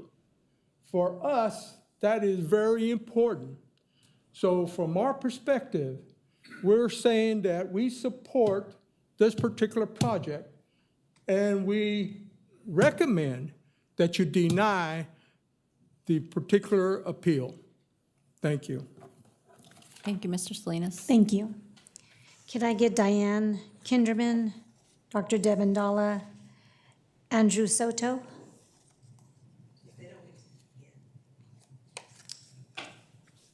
Okay. We said that they could, though. Well, So- they will have an opportunity for Yeah. 5 minutes They after. they filled out a speaker Yeah, card, so they're I not. would just give everyone their public comment, even if they asked for it. I don't want to, so if you're somebody that filled out a card and your name was just called, come forward. Seeing none, go to the list. No, Diane's right there. I have Andrew Soto, Hector Soto, and Hector Soto Sr. They're coming.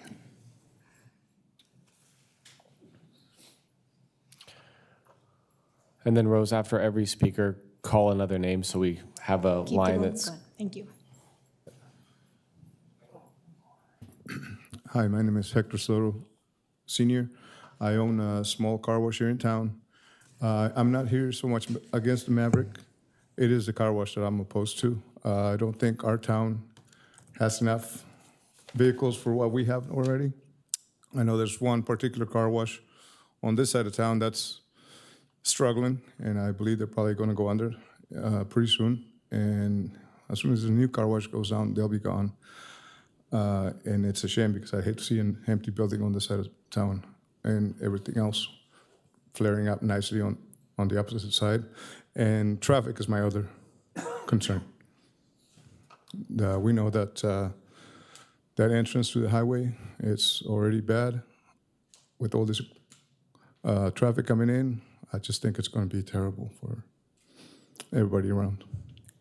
And I'm not a public speaker, so that's all I got to say. I appreciate it. Thank you. Thank you. Can I get Jacob Wolf?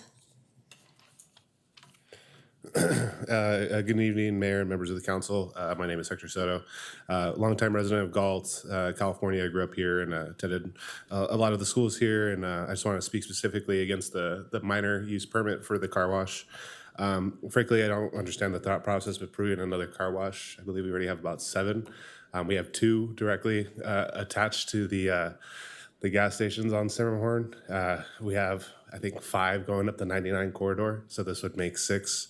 You have Triple Crown that's already struggling in a struggling area of Galt, and then you're going to have Gillies. I believe a majority of these car washes are locally owned and operated. I think opening it up to a large corporation to potentially come in instead of driving foot traffic to our already established community members and stakeholders would be a mistake. So from my perspective, as someone who drives through the city every day, I don't think the current market would support another car wash. I don't think with the advances of this Galt Ranch development, it would also support it either. I believe the market's already pretty saturated. So my concern is just that it's not going to strengthen the local economy. You already have the Galt car wash in like I think it's the Save Mart or the Galt supermarket area that's dilapidated and just a sitting building. And Triple Crown, like my father said, was probably going to go under sooner rather than later. So fully support responsible growth here in Galt, and I understand development is important, but for that minor use permit, I would question whether or not that's going to be a good business decision, already considering how many car washes we have on the 99 development. Yeah, that's all I got. Thank you. Thank you. Are you Jacob Wolf? I'm Jacob Okay, Wolf. if I can have Robert Nelson, Jean Davenport, and Andy Nguyen. Good evening. Thank you, Mayor and council members. I'm an 18-year resident of Galt. My family had a dairy here. My mom grew up with 11 children. I just wanted to say I'm a over a two-decade business owner in Stockton. One of my concerns, I looked over the proposal, the whole proposal. There was a mention of a hotel, and because I own a lot of commercial property in Stockton, like March and I-5 area, I just would ask the council members, if this does move forward, that that maybe you consider budget or independent hotel, put some restrictions, maybe a mid-level corporate or a chain-owned hotel with maybe a floor of every night, like, a certain, $60 a night or above, what have you. I looked at the Department of Justice. There's a study, 83-page study they did with Arizona State University, where it calls for service 60% higher for independent hotels and motels. I can tell you, I meet monthly with the Stockton Police Department. We have a extended stay hotel across the street from an In-N-Out right there at March and I-5. It is a huge hub for prostitution, drugs, and that's in the Brookside area. I can just tell you from my experience in meeting with them monthly that that is a huge problem. I understand Galt's a little smaller. Police officer came up a couple speakers ago and said that they were going to take care of it, but there's a lot of things that hide behind hotel rooms that you don't know and are not aware of. So I just encourage you to look at that and maybe put some restrictions on if there is a hotel planned to put some restrictions on that. Thank you. Thank you. Hi, my name is Rob Nelson. I've lived in Galt all my life, all except for 4 years when I was a baby. Went to all the schools here. My first job was here. I work in West Sac now, right down the street from a Maverick that was put in probably within the last 5 years. The only thing I see in there is I see families, I see workers, I see truck drivers coming in, getting fuel. Area is clean, organized, well-stocked, like you said. The pictures they showed on the screen look just like the Maverick down the street from our work. One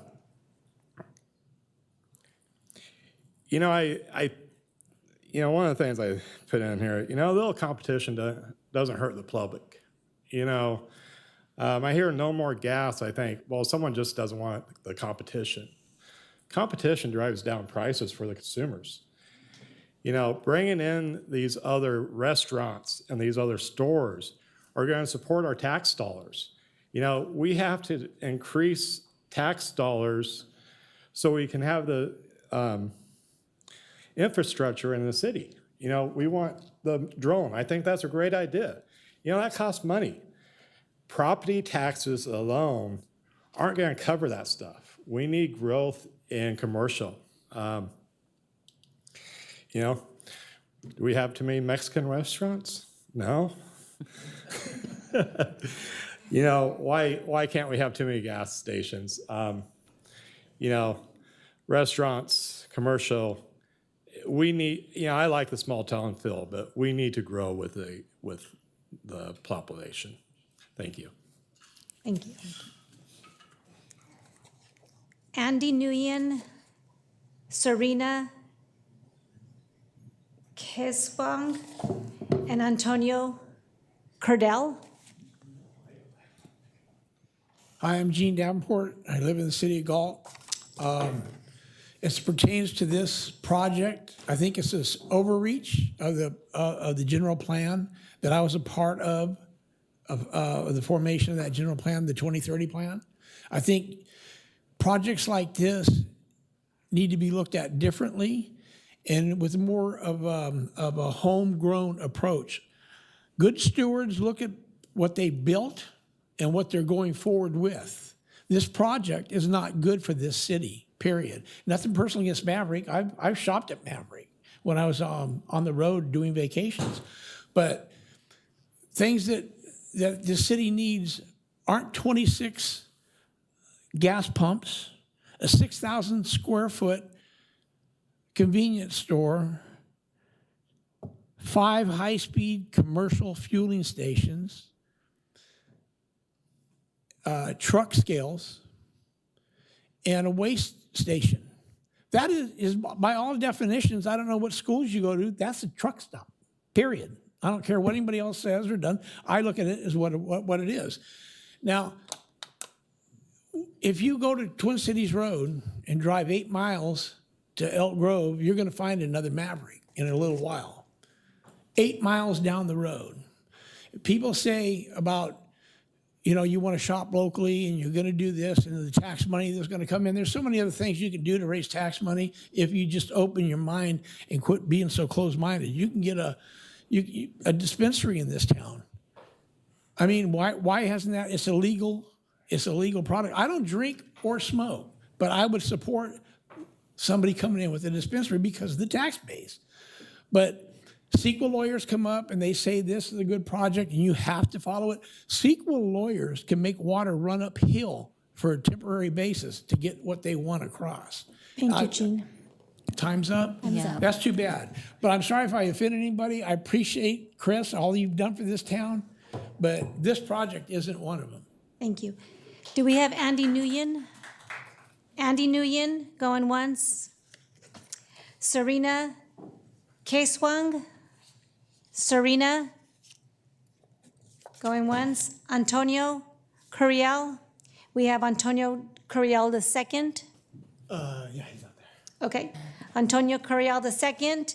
And Randy Baltazar? Okay. If I can have your eyes lined up. Thank you.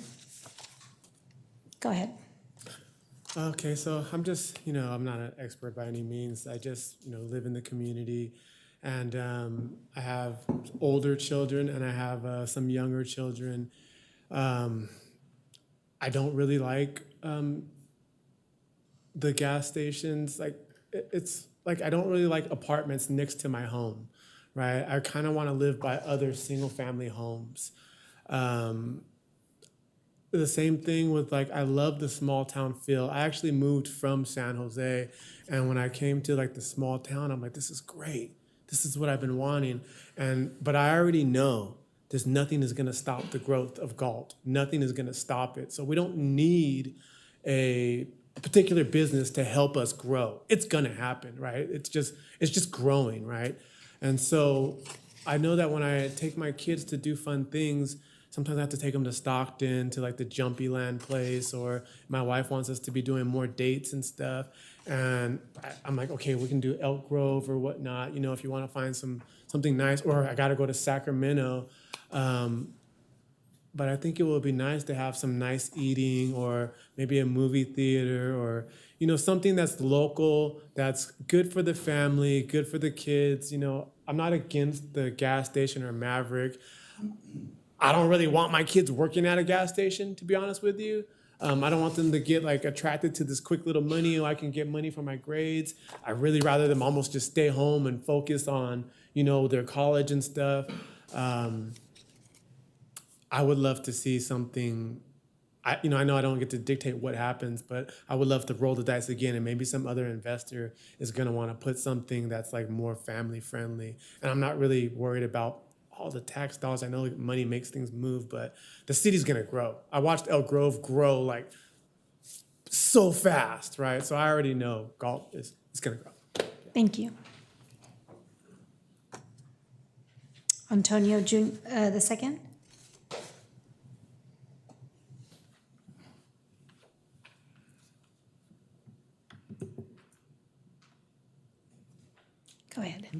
I'm kind of against building another gas station because I feel like this space could be used for something else, something more beneficial to the people of Galt. Right now, people, they like drive to other places to go have fun or for like recreational areas, you know? And I feel like if another gas station is built, that space could have been used for something else. Like something more beneficial to the community. Helps like places like skate parks, water parks, things like that. They could help our youth stay out of trouble, and I think that's pretty valuable. That's about it. Thank you for your time. You're welcome. Thank you. We have Randy, Eric, Baines, Maria Soto, and Monica Cervantes. It's a time, then there we go. Yep, gotcha. Good evening, my name's Randy Becker. It's the first time I've been here. As a resident of the surrounding area for over 50 years and a newly co-owner of a home, I do a lot of traveling. What is stated earlier is only, from the opponent, is only about competition. That's as clear as it is. We spent about a year on social media defining what Maverick was because the opposition stated what it wasn't. But in their mind, they were driving a clear identification of what it wasn't. It's not a truck stop. I spent 33 years behind the wheel, up and down 99, Interstate 80. If I'm looking for a truck stop, I'm gonna go on Highway 12. If I'm looking to get fuel quick, I'm going to Cheyenne. I'm not coming to this place. It's too congested. It is actually built for the traveling public. Great project.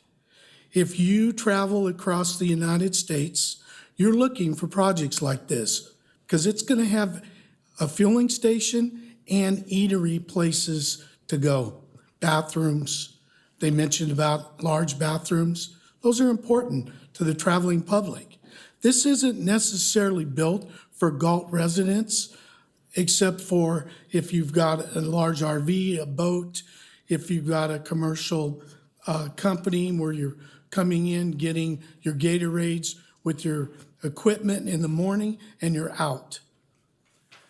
So I would hope you guys would see through this. This is about purely against competition. That's pure and simple. So, thank you. Thank you. Eric? Is that correct? Yep. Okay, thank you. Hello, my name is Eric. I've been a resident of Galt for about 7 years. My wife, Maria. I moved from Stockton. So just moving out here, when we were deciding like where we should move, the first place was Galt because it's comfortable. It's like I can walk around at nighttime. I don't hear police sirens. It's certain things that you don't hear in the city that you don't hear out here. So with Maverick being open 24 hours, yes, it's good for taxes and to bring money into the economy, but we also got to look at like what about us Galt people, the ones that came here for comfort, the ones that came here to get that peace of mind. I know I've been a trucker before, so we already have the outlook of, hey, that's a truck stop. We can't go to each and every person and say that that's not a truck stop. What that brings in is people that we do not want. We don't want people that's coming here from different towns that's going to put certain things into our community. And that's the main concern with, that's the big debate, in my opinion, with Maverick being open. It's just what type of people are going to be stopping here, you know? Yes, it looks nice. Yes, it's beautiful, things like that. But it's just the main thing is like what type of people is going to bring in. And I guess we'll see when it's open or if it's not open. Thank you. Thank you. Maria Soto, we have Monica Cervantes, Catalino Cervantes, Nancy and Manuel Sandoval. Go ahead. Hi, my name's Maria, and I'm with No More Gas. And I agree with Dr. Dalla that we already have 9 gas stations here in Galt. I don't think there's a need for more. Galt's maybe like 7 to 8 miles, like radius. There's no need for another gas station. I grew up here, and I just recently moved back 8 years ago. So growing up, there was really nothing to do. Even now, it's like if I want to go watch a movie, we have to go to Stockton, which I don't prefer to, or Elk Grove. If you want to go do anything recreational, even like at least Lodi Lake has a trail or something like that. You know, I feel like that area has a lot of greenery where they want to do all this stuff. So maybe doing something more like that, maybe something more creative for the kids. I feel like there's not really so much. I have a bunch of nieces and stuff, but there's nothing to really take them to do, like maybe the golf flea market on Tuesday or Wednesday, but that's about it. The first Saturday of the month, we might go to the little market, but that's temporary. Something where we can just go out and have a nice night out with them, have them, I don't know, go bowling, go do something fun, and not have to go out of town. Yes, the Maverick will maybe lower the gas a little bit, but like we said, the taxes are because it goes into our community. It goes into the road repair, into police, into lots of things. So I don't mind spending a little bit extra to keep it here in town. Thank you. Thank you. Monica Cervantes. Monica Cervantes. No Monica. Catalino Cervantes. No Catalino. Okay. Nancy Sandoval.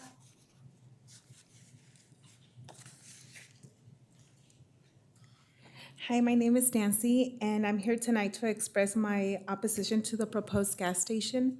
I believe Galt already has sufficient numbers of gas stations. Instead, we should prioritize developing that the community can enjoy, such as dining restaurants and retail stores. I feel like a Delta Shores would be perfect for that area. Every time we need to purchase anything, we do have Walmart, but it's only Walmart. They're always out of stock out of everything. I feel like a Target would be perfect. Everywhere you drive, main streets and Galt, there's a gas station. I think it would serve a lot better to do retail stores. And it's not about competition. It's more about what does the community want. We want retail. We want dining restaurants. We want stuff for our kids. I'm a mom myself. I lived in Galt my whole life. So I support the no gas. Thank you. Thank you. Manuel Sandoval.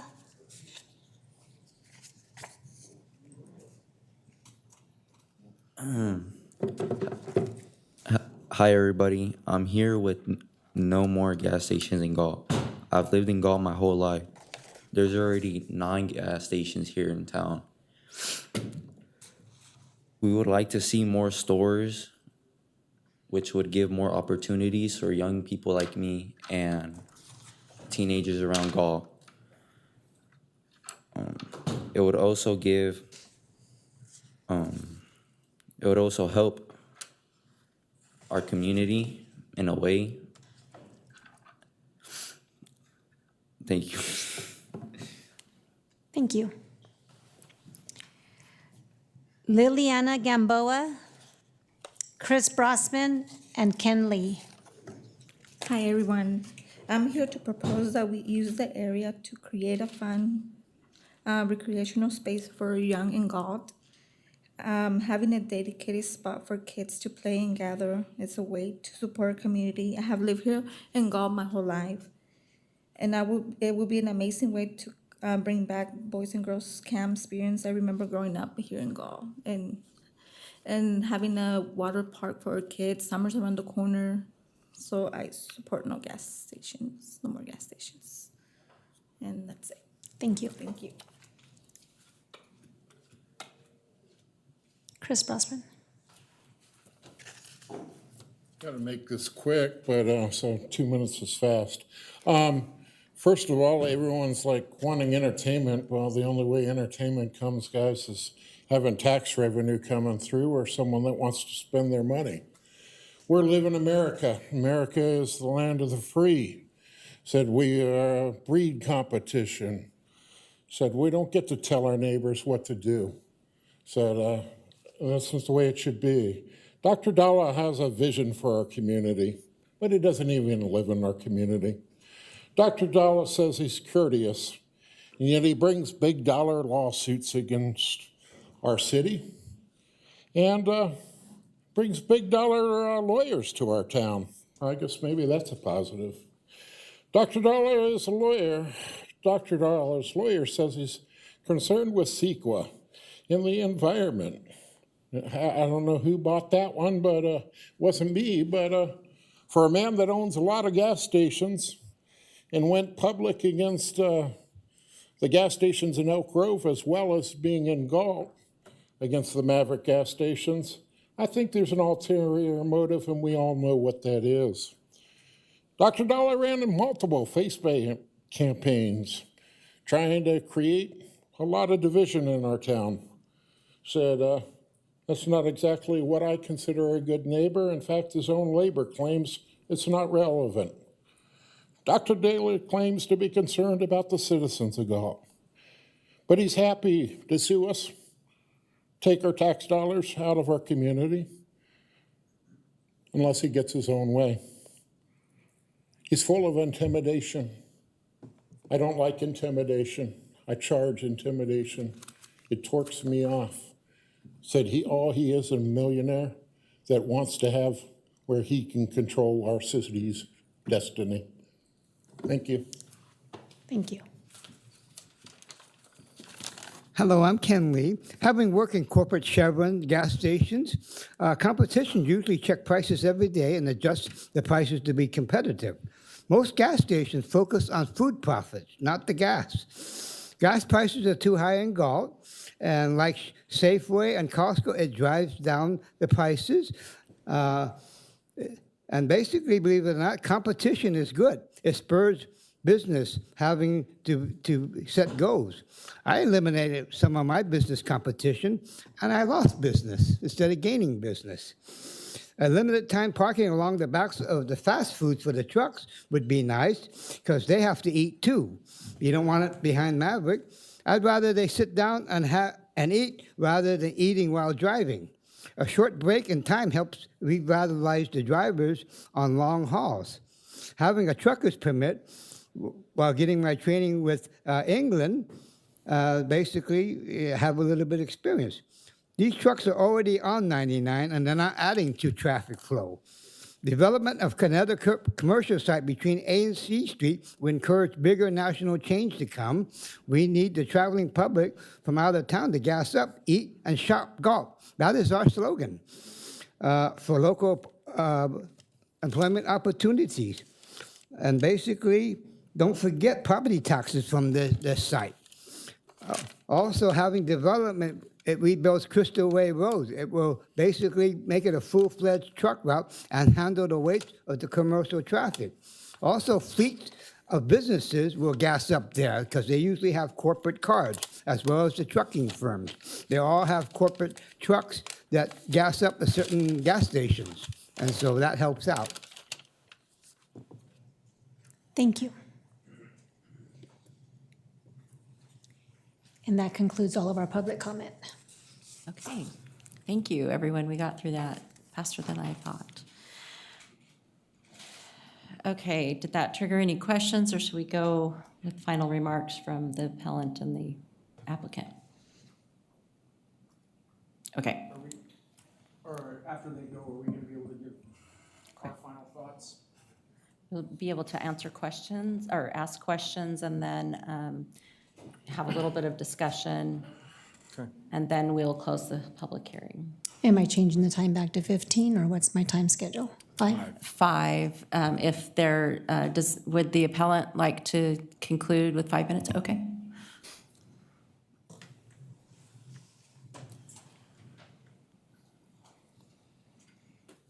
Thank you, Mayor and council members. I don't think this will even take 5 minutes, but you never know with the lawyer, right? So I wanted to comment on something that Council for Maverick said, that CEQA does not require that any more opportunity for the appellant to respond. And she was referring to what I believe was a section 15088 under the CEQA guidelines when you're in an EIR scenario and there are comment letters sent by the public, and then the jurisdiction, the lead agency, provides responses to those comments. It is true in that scenario that a lead agency does not have to provide the public an opportunity to respond to the responses to comments, or you would be in that never-ending cycle. But here, we are in a hearing de novo. This is an appeal. It's a hearing de novo, as though the decision wasn't made. You get to hear new evidence, and not allowing us to respond to the volume of materials is disadvantaging and prejudicial to the appellant in being able to make its record on this. So that's why I urge you to grant a continuance and allow us to respond. This is not a section 15088 scenario. It's a de novo appeal. And if you don't do that, otherwise we would request respectfully that you approve the appeal and deny the project. And with that, are there any questions for me? I do. Okay. Thank you again. Oh, and we will provide the list. I have a question for you. Oh, I beg your pardon. Thank So you. yes, I do want to focus on the fact that this is an appeal. This is not about Sure. whether we're going to build it or not. So we discussed earlier the packet and the timeline and that sort of thing. So I want to go back, and I'm not sure if you're the right one to ask or not, Frank. You'll have to tell me if this is should go somewhere else. But I'm going to go back to the letter that you sent in the application, and as I stated earlier, when I read through it, it looks like it's mostly stuff that, I mean, you guys already had made those decisions. When this packet went out, I'm not seeing anything in this letter that's telling me that something that's in here, I mean, it's 1,700 pages, so yeah, I might have missed something, but, you know, I don't understand what's new that you're appealing for. Okay, we're appealing from the decision that was made on February 12th. And there was new material provided to us. So in appealing that, we made specific comments during the hearing and then reiterated those in the appeal. And the city came back addressing perhaps some of those, but with a lot of other materials saying, well, here's our staff report for the appeal. And we have not, and that included a lot of technical reports that we have not had a chance to review and respond to. I mean, review them, but we didn't have a chance to contract with, even contact, some were on vacation, our consultants who had provided all this information in the beginning. So which I'm items? not sure if I'm answering your question. Yeah, well, I'll be specific. Which items in the application refer to what you were given on Thursday? In my letter, it refers to the items given to us on Thursday as technical reports that we still need to respond to with our experts that would be able to address those issues with us. If there were any left, maybe they've all been addressed. But again, I am not a traffic engineer. I'm not an air quality specialist. I can't state that I am and certify that I am. So that's why we need to refer to I understand that. I appreciate that. I just, if we want to talk about what we're doing here, we're talking about, you know, I'm going to go back to the other piece that I had a problem with, and that is that we got this last minute. But I think the information that you got, you had, and I don't know, I don't know, Frank, I don't know where I'm going with this. Yeah, I'm still listening and learning. Yeah, I think, I mean, my decision has to be based on making a decision whether we approve or disapprove of what we're doing, right? Correct. Your decision is to decide based on the record before you and all the evidence and testimony before you, whether or not you want to grant or deny the appeal, and then approve or not approve all the project entitlements. Okay. Yeah. Maybe I can help Matt a little bit, because I think I know where he's going with this. First, let me ask this. Did you know that the city would respond You didn't think that they would respond at all to your We did not know that they had contacted their consultants to prepare additional reports. No, I did not. We did not know this. Okay. I had I guess no in- idea we were going to be presented with anything like this. But you knew that they would respond to your original appeal, correct? Not with that level of information, no. Some jurisdictions don't. Some may, some don't. Some kind of reiterate everything they've already said. This one didn't. You did extra. So what Which is to your I'm- credit. We appreciate that. I just don't know what that extra says yet, balanced against a viewpoint of an expert in that topic. That's So the I guess difference. so that actually really confuses me, because if other jurisdictions don't go that, I guess, extra mile, you're saying Right, that they don't this always do that. jurisdiction, then what would they be deciding on? I guess. Whatever the body. They just decide information in front of them. That's what they do. So our problem here, your problem here with us tonight is that we went the extra mile. And we appreciate that, and that's why we request it. I didn't say that was a problem. I said the problem is we haven't had any time to respond to it. And I understand the extra analysis. When they and- repeat, excuse me, I was gonna say, when they repeat the same thing, another jurisdiction does that, that's an easy that's easy to respond to. It's all the same, but this is new. You have put new evidence in the record and not provided us an opportunity to respond to it.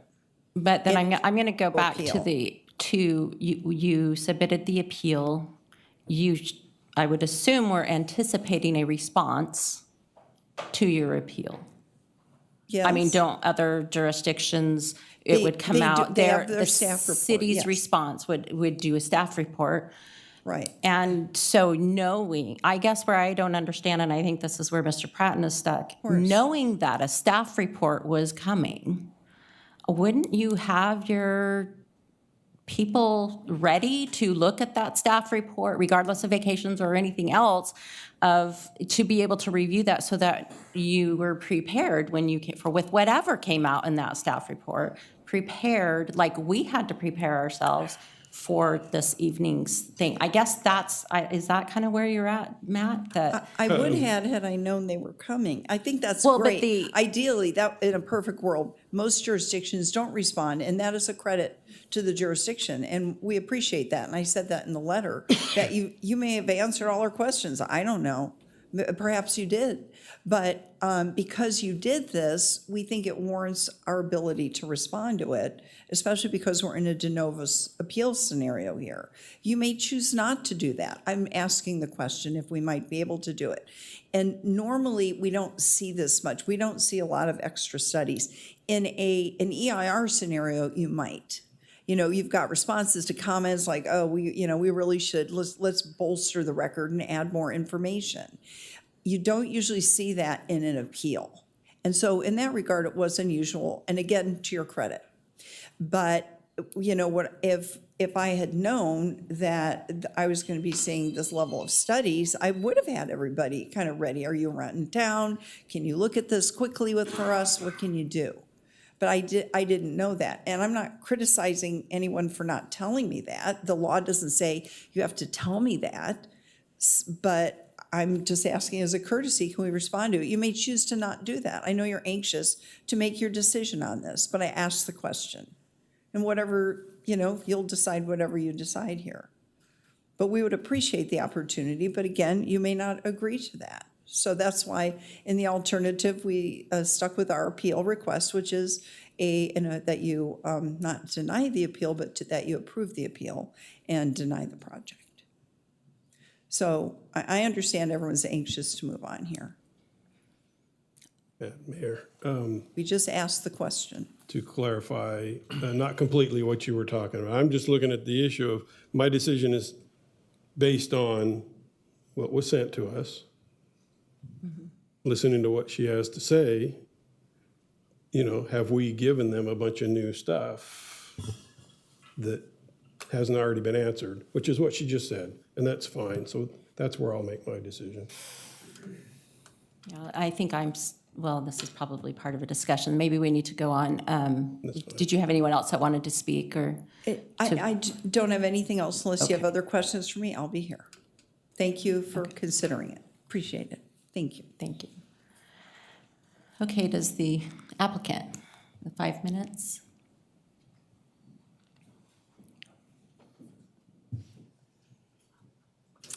Again, Todd Myers with Maverick and Galt Ranch. As you look at that map, you see Maverick is just a small percentage of this overall development that's coming your way. But I got to tell you, and I want to take the opportunity now to compliment your staff, because even though we're a small portion, they treated me very good. If I called, they answered the phone, or they quickly returned my voicemail message. They responded to my emails. They're very knowledgeable. I enjoyed reading your staff report. That was one of the better staff reports I've read, and I read a lot of them in this job. So I just want you to know how much I appreciated your staff. Thank you. Casey Shorrock again from Maverick. I just want to clarify a few things based on Ms. Kinderman's comments. So to clarify, when I spoke earlier, the city's responses to comments here, the way that it bracketed, the way that it responded to the comments, that's not required by CEQA. That's something you do with an EIR.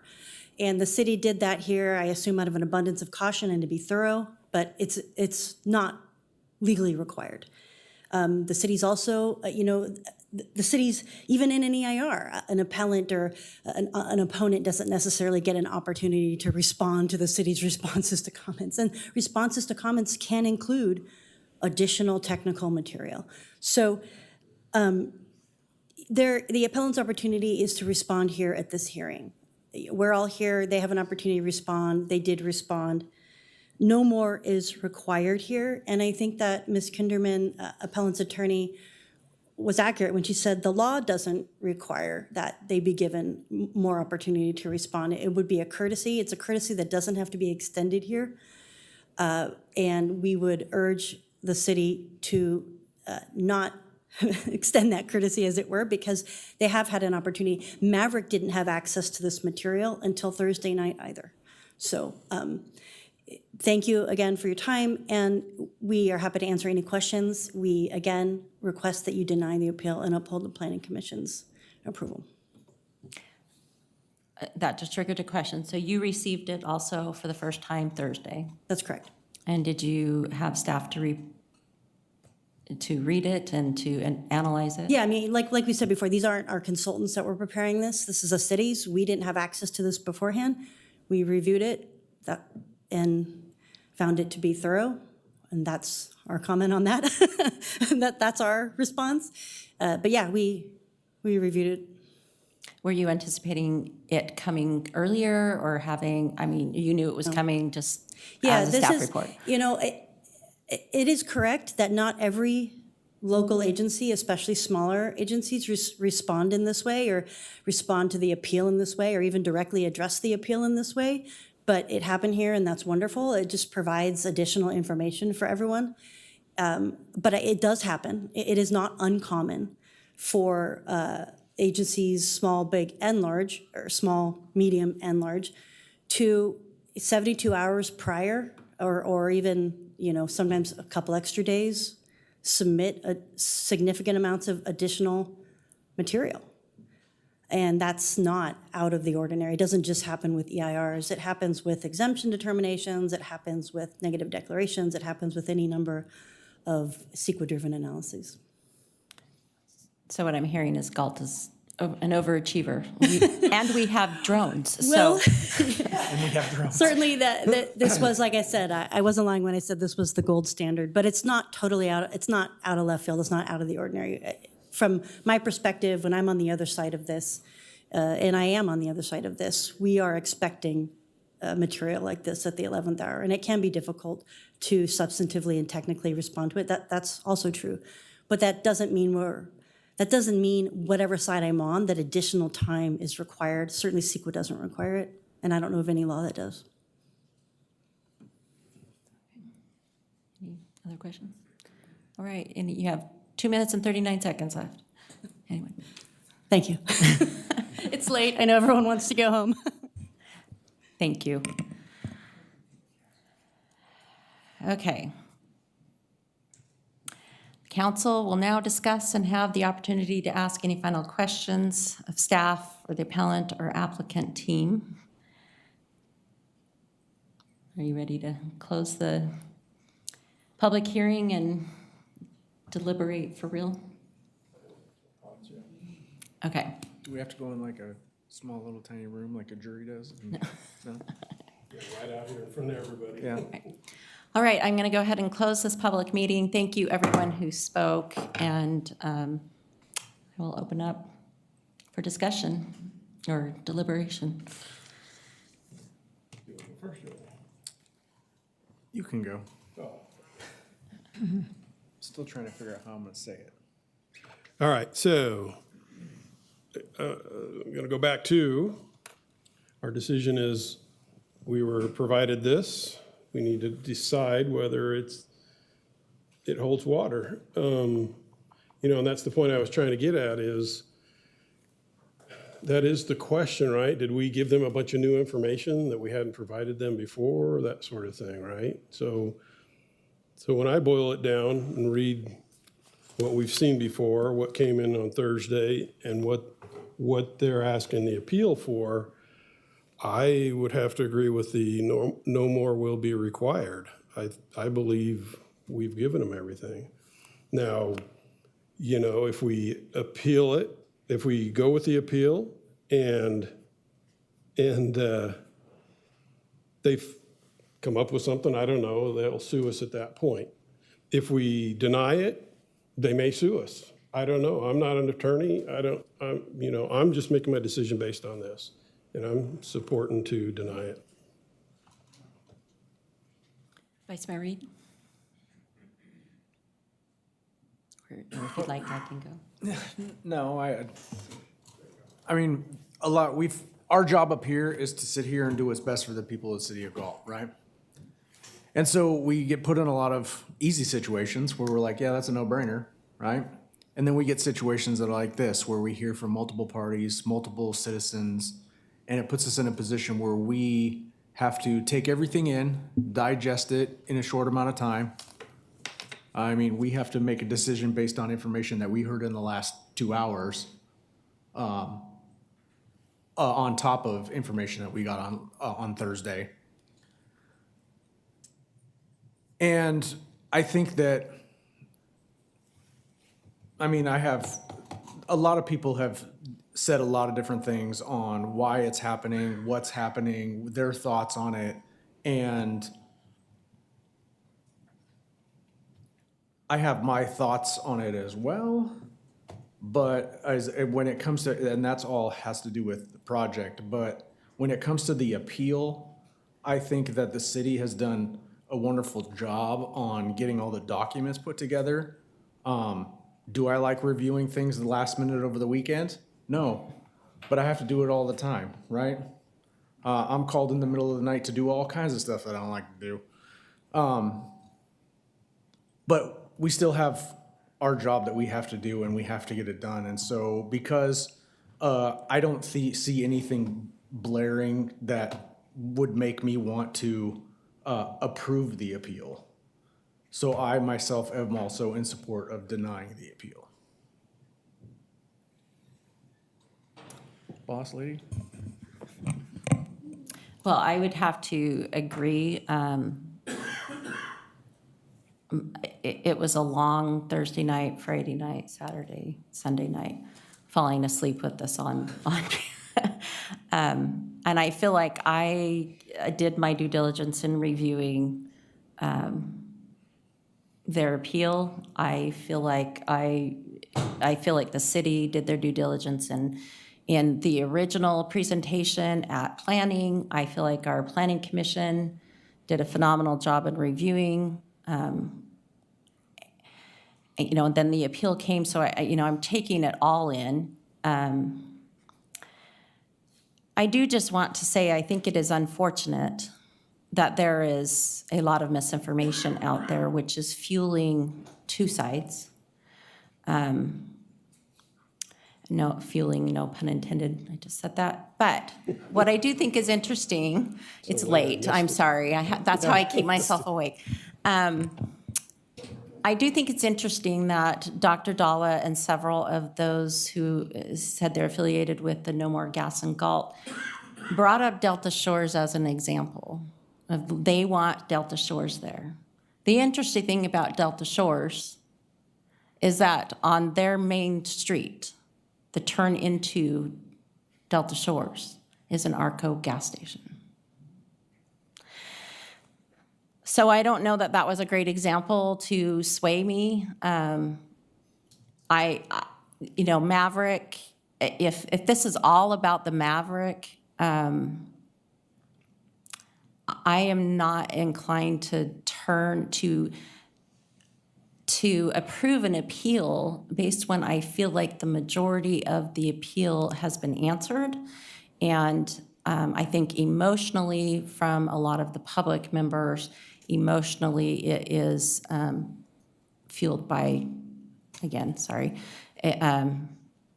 is fueled by misinformation. And so although I very much appreciate the public comment,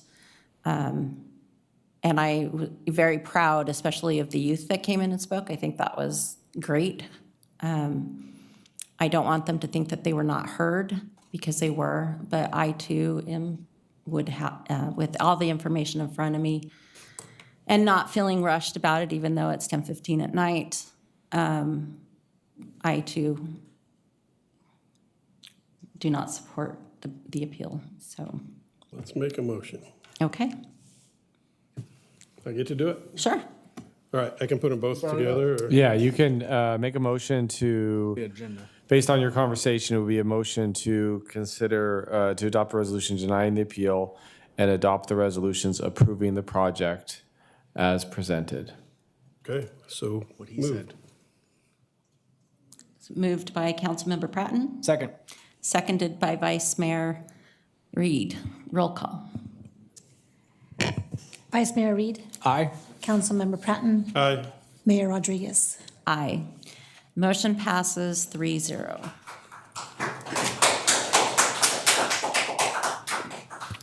Okay, if I can find my regular agenda. Communications. I don't even know where it's at. Huh? Okay. We're not done yet. Hey, tell the city staff not to leave. We're not done. I've been later. We're going to conclude here shortly. All right, if you could please exit quickly and quietly. We do have a little bit more of the meeting to do, so. Yeah. Thank you. Thank you. All right, Madam Clerk, do we have any communication? No communications. Is there a city clerk's report? No, there's not. Comments by staff that's still here? Yes, Police Chief Brian Kalinowski. Madam Mayor and Council, one item I wanted to cover, we were hearing some dialogue, I guess, in the last week and a half or so related to the sports complex and some homeless folks that hang out during the day, during park hours. We have many limitations in civil rights and liberties related to folks and their housing situation, and we are essentially prevented from moving folks along because they are simply occupying a space during regular park hours. However, I know that the park staff today did close the pavilion and are limiting that to reservations only and or those who have the use of the sports complex during tournaments or evening programming would have access to that covered pavilion. I don't believe that that's going to be a long-term solution, and I think that group of folks is just going to move to another picnic table area nearby, and I think that's what we saw this afternoon. But that was our attempt in order to work to disperse folks from loitering. We do park checks after hours, and we do take any enforcement action for folks in violation of the curfew per city ordinance. But frankly, we are out of options at the police level to address the homelessness issue, which really is outside the realm of our work and responsibility. I do know that there was a rumor that somebody had a knife, and there was an incident where somebody thought somebody had a knife, but it turns out that it was a toy railroad track piece that this person had. It was not, in fact, a knife, so that is bad information that got out there. But at that moment in time, obviously, somebody thought something was happening, so they restrained the subject, but ultimately, that person did not have a knife. But I was asked to make a public comment about that. We are aware of the issue. We do evening park checks, not just at that park, at other parks. We do find people in violation from time to time, and we take whatever the appropriate action is based on the set of circumstances. So I just present that to you as information as you hear that about the community, and we will stay on that and look for other solutions with our partners in parks. And I'm happy to answer any specific questions you might have on that topic, but I do want you to have that this evening. No further comments. Okay, comments by city council members. Vice Mayor Reed. A couple of things. One, I know Armando's not here, so I'm going to pump it for him. The grand opening of the water slide this coming Saturday. I will be in attendance, sliding down the slide myself. It's going to be fun. Number two, I already talked about going to the drone presentation. It was fun watching these guys fly these things all around. They flew them underneath the desks and the tables, and those guys are pretty good flyers. Number three kind of comes off of what the chief said, and it's more of a question for the lawyers, is, I already know what you're going to tell me, but I'm going to ask it anyway. Okay. Okay? What steps can we take, and I don't care if the state says we can't do it or not. What steps can we take as a city council to make laws in our city that can restrict these kinds of things? Like, there are federal laws, and then if, it's been a long time since I've been in that class, where there can be state laws that are more stringent than the federal laws, and I'm assuming it's the same way at the city level, where we can make laws that are more stringent than the state laws. Yeah, so that you generally can have more restrictive laws as long as the state laws don't preempt local legislation. So a great example of that would be in housing. Housing preempts a lot of local land use law when it comes to housing. And if it preempts the field, the local agencies can't do something either more restrictive or more conservative or more control, however you want to put it. So that can be true. So there are definitely things that the city can look at in terms of updating its regulatory framework for quality of life issues. You can't target specific persons or classes of persons. You still are obviously limited by all of the constitutional state and federal constitutional limits. But there is a framework and there are tools that agencies can use in different contexts. I'm not going to speak specifically to what the chief was speaking to tonight. That would have to be evaluated on its own. But just to generally answer your question is, yeah, there are some things that we could do to review and update. And I do think those are things that have happened at the Quality of Life Ad Hoc Committee. We've had some of those discussions. Would my fellow council members support bringing this back as a future agenda item? On how to Just the a parks. presentation on additional steps that we can take to help regulate the quality of life inside of the public areas.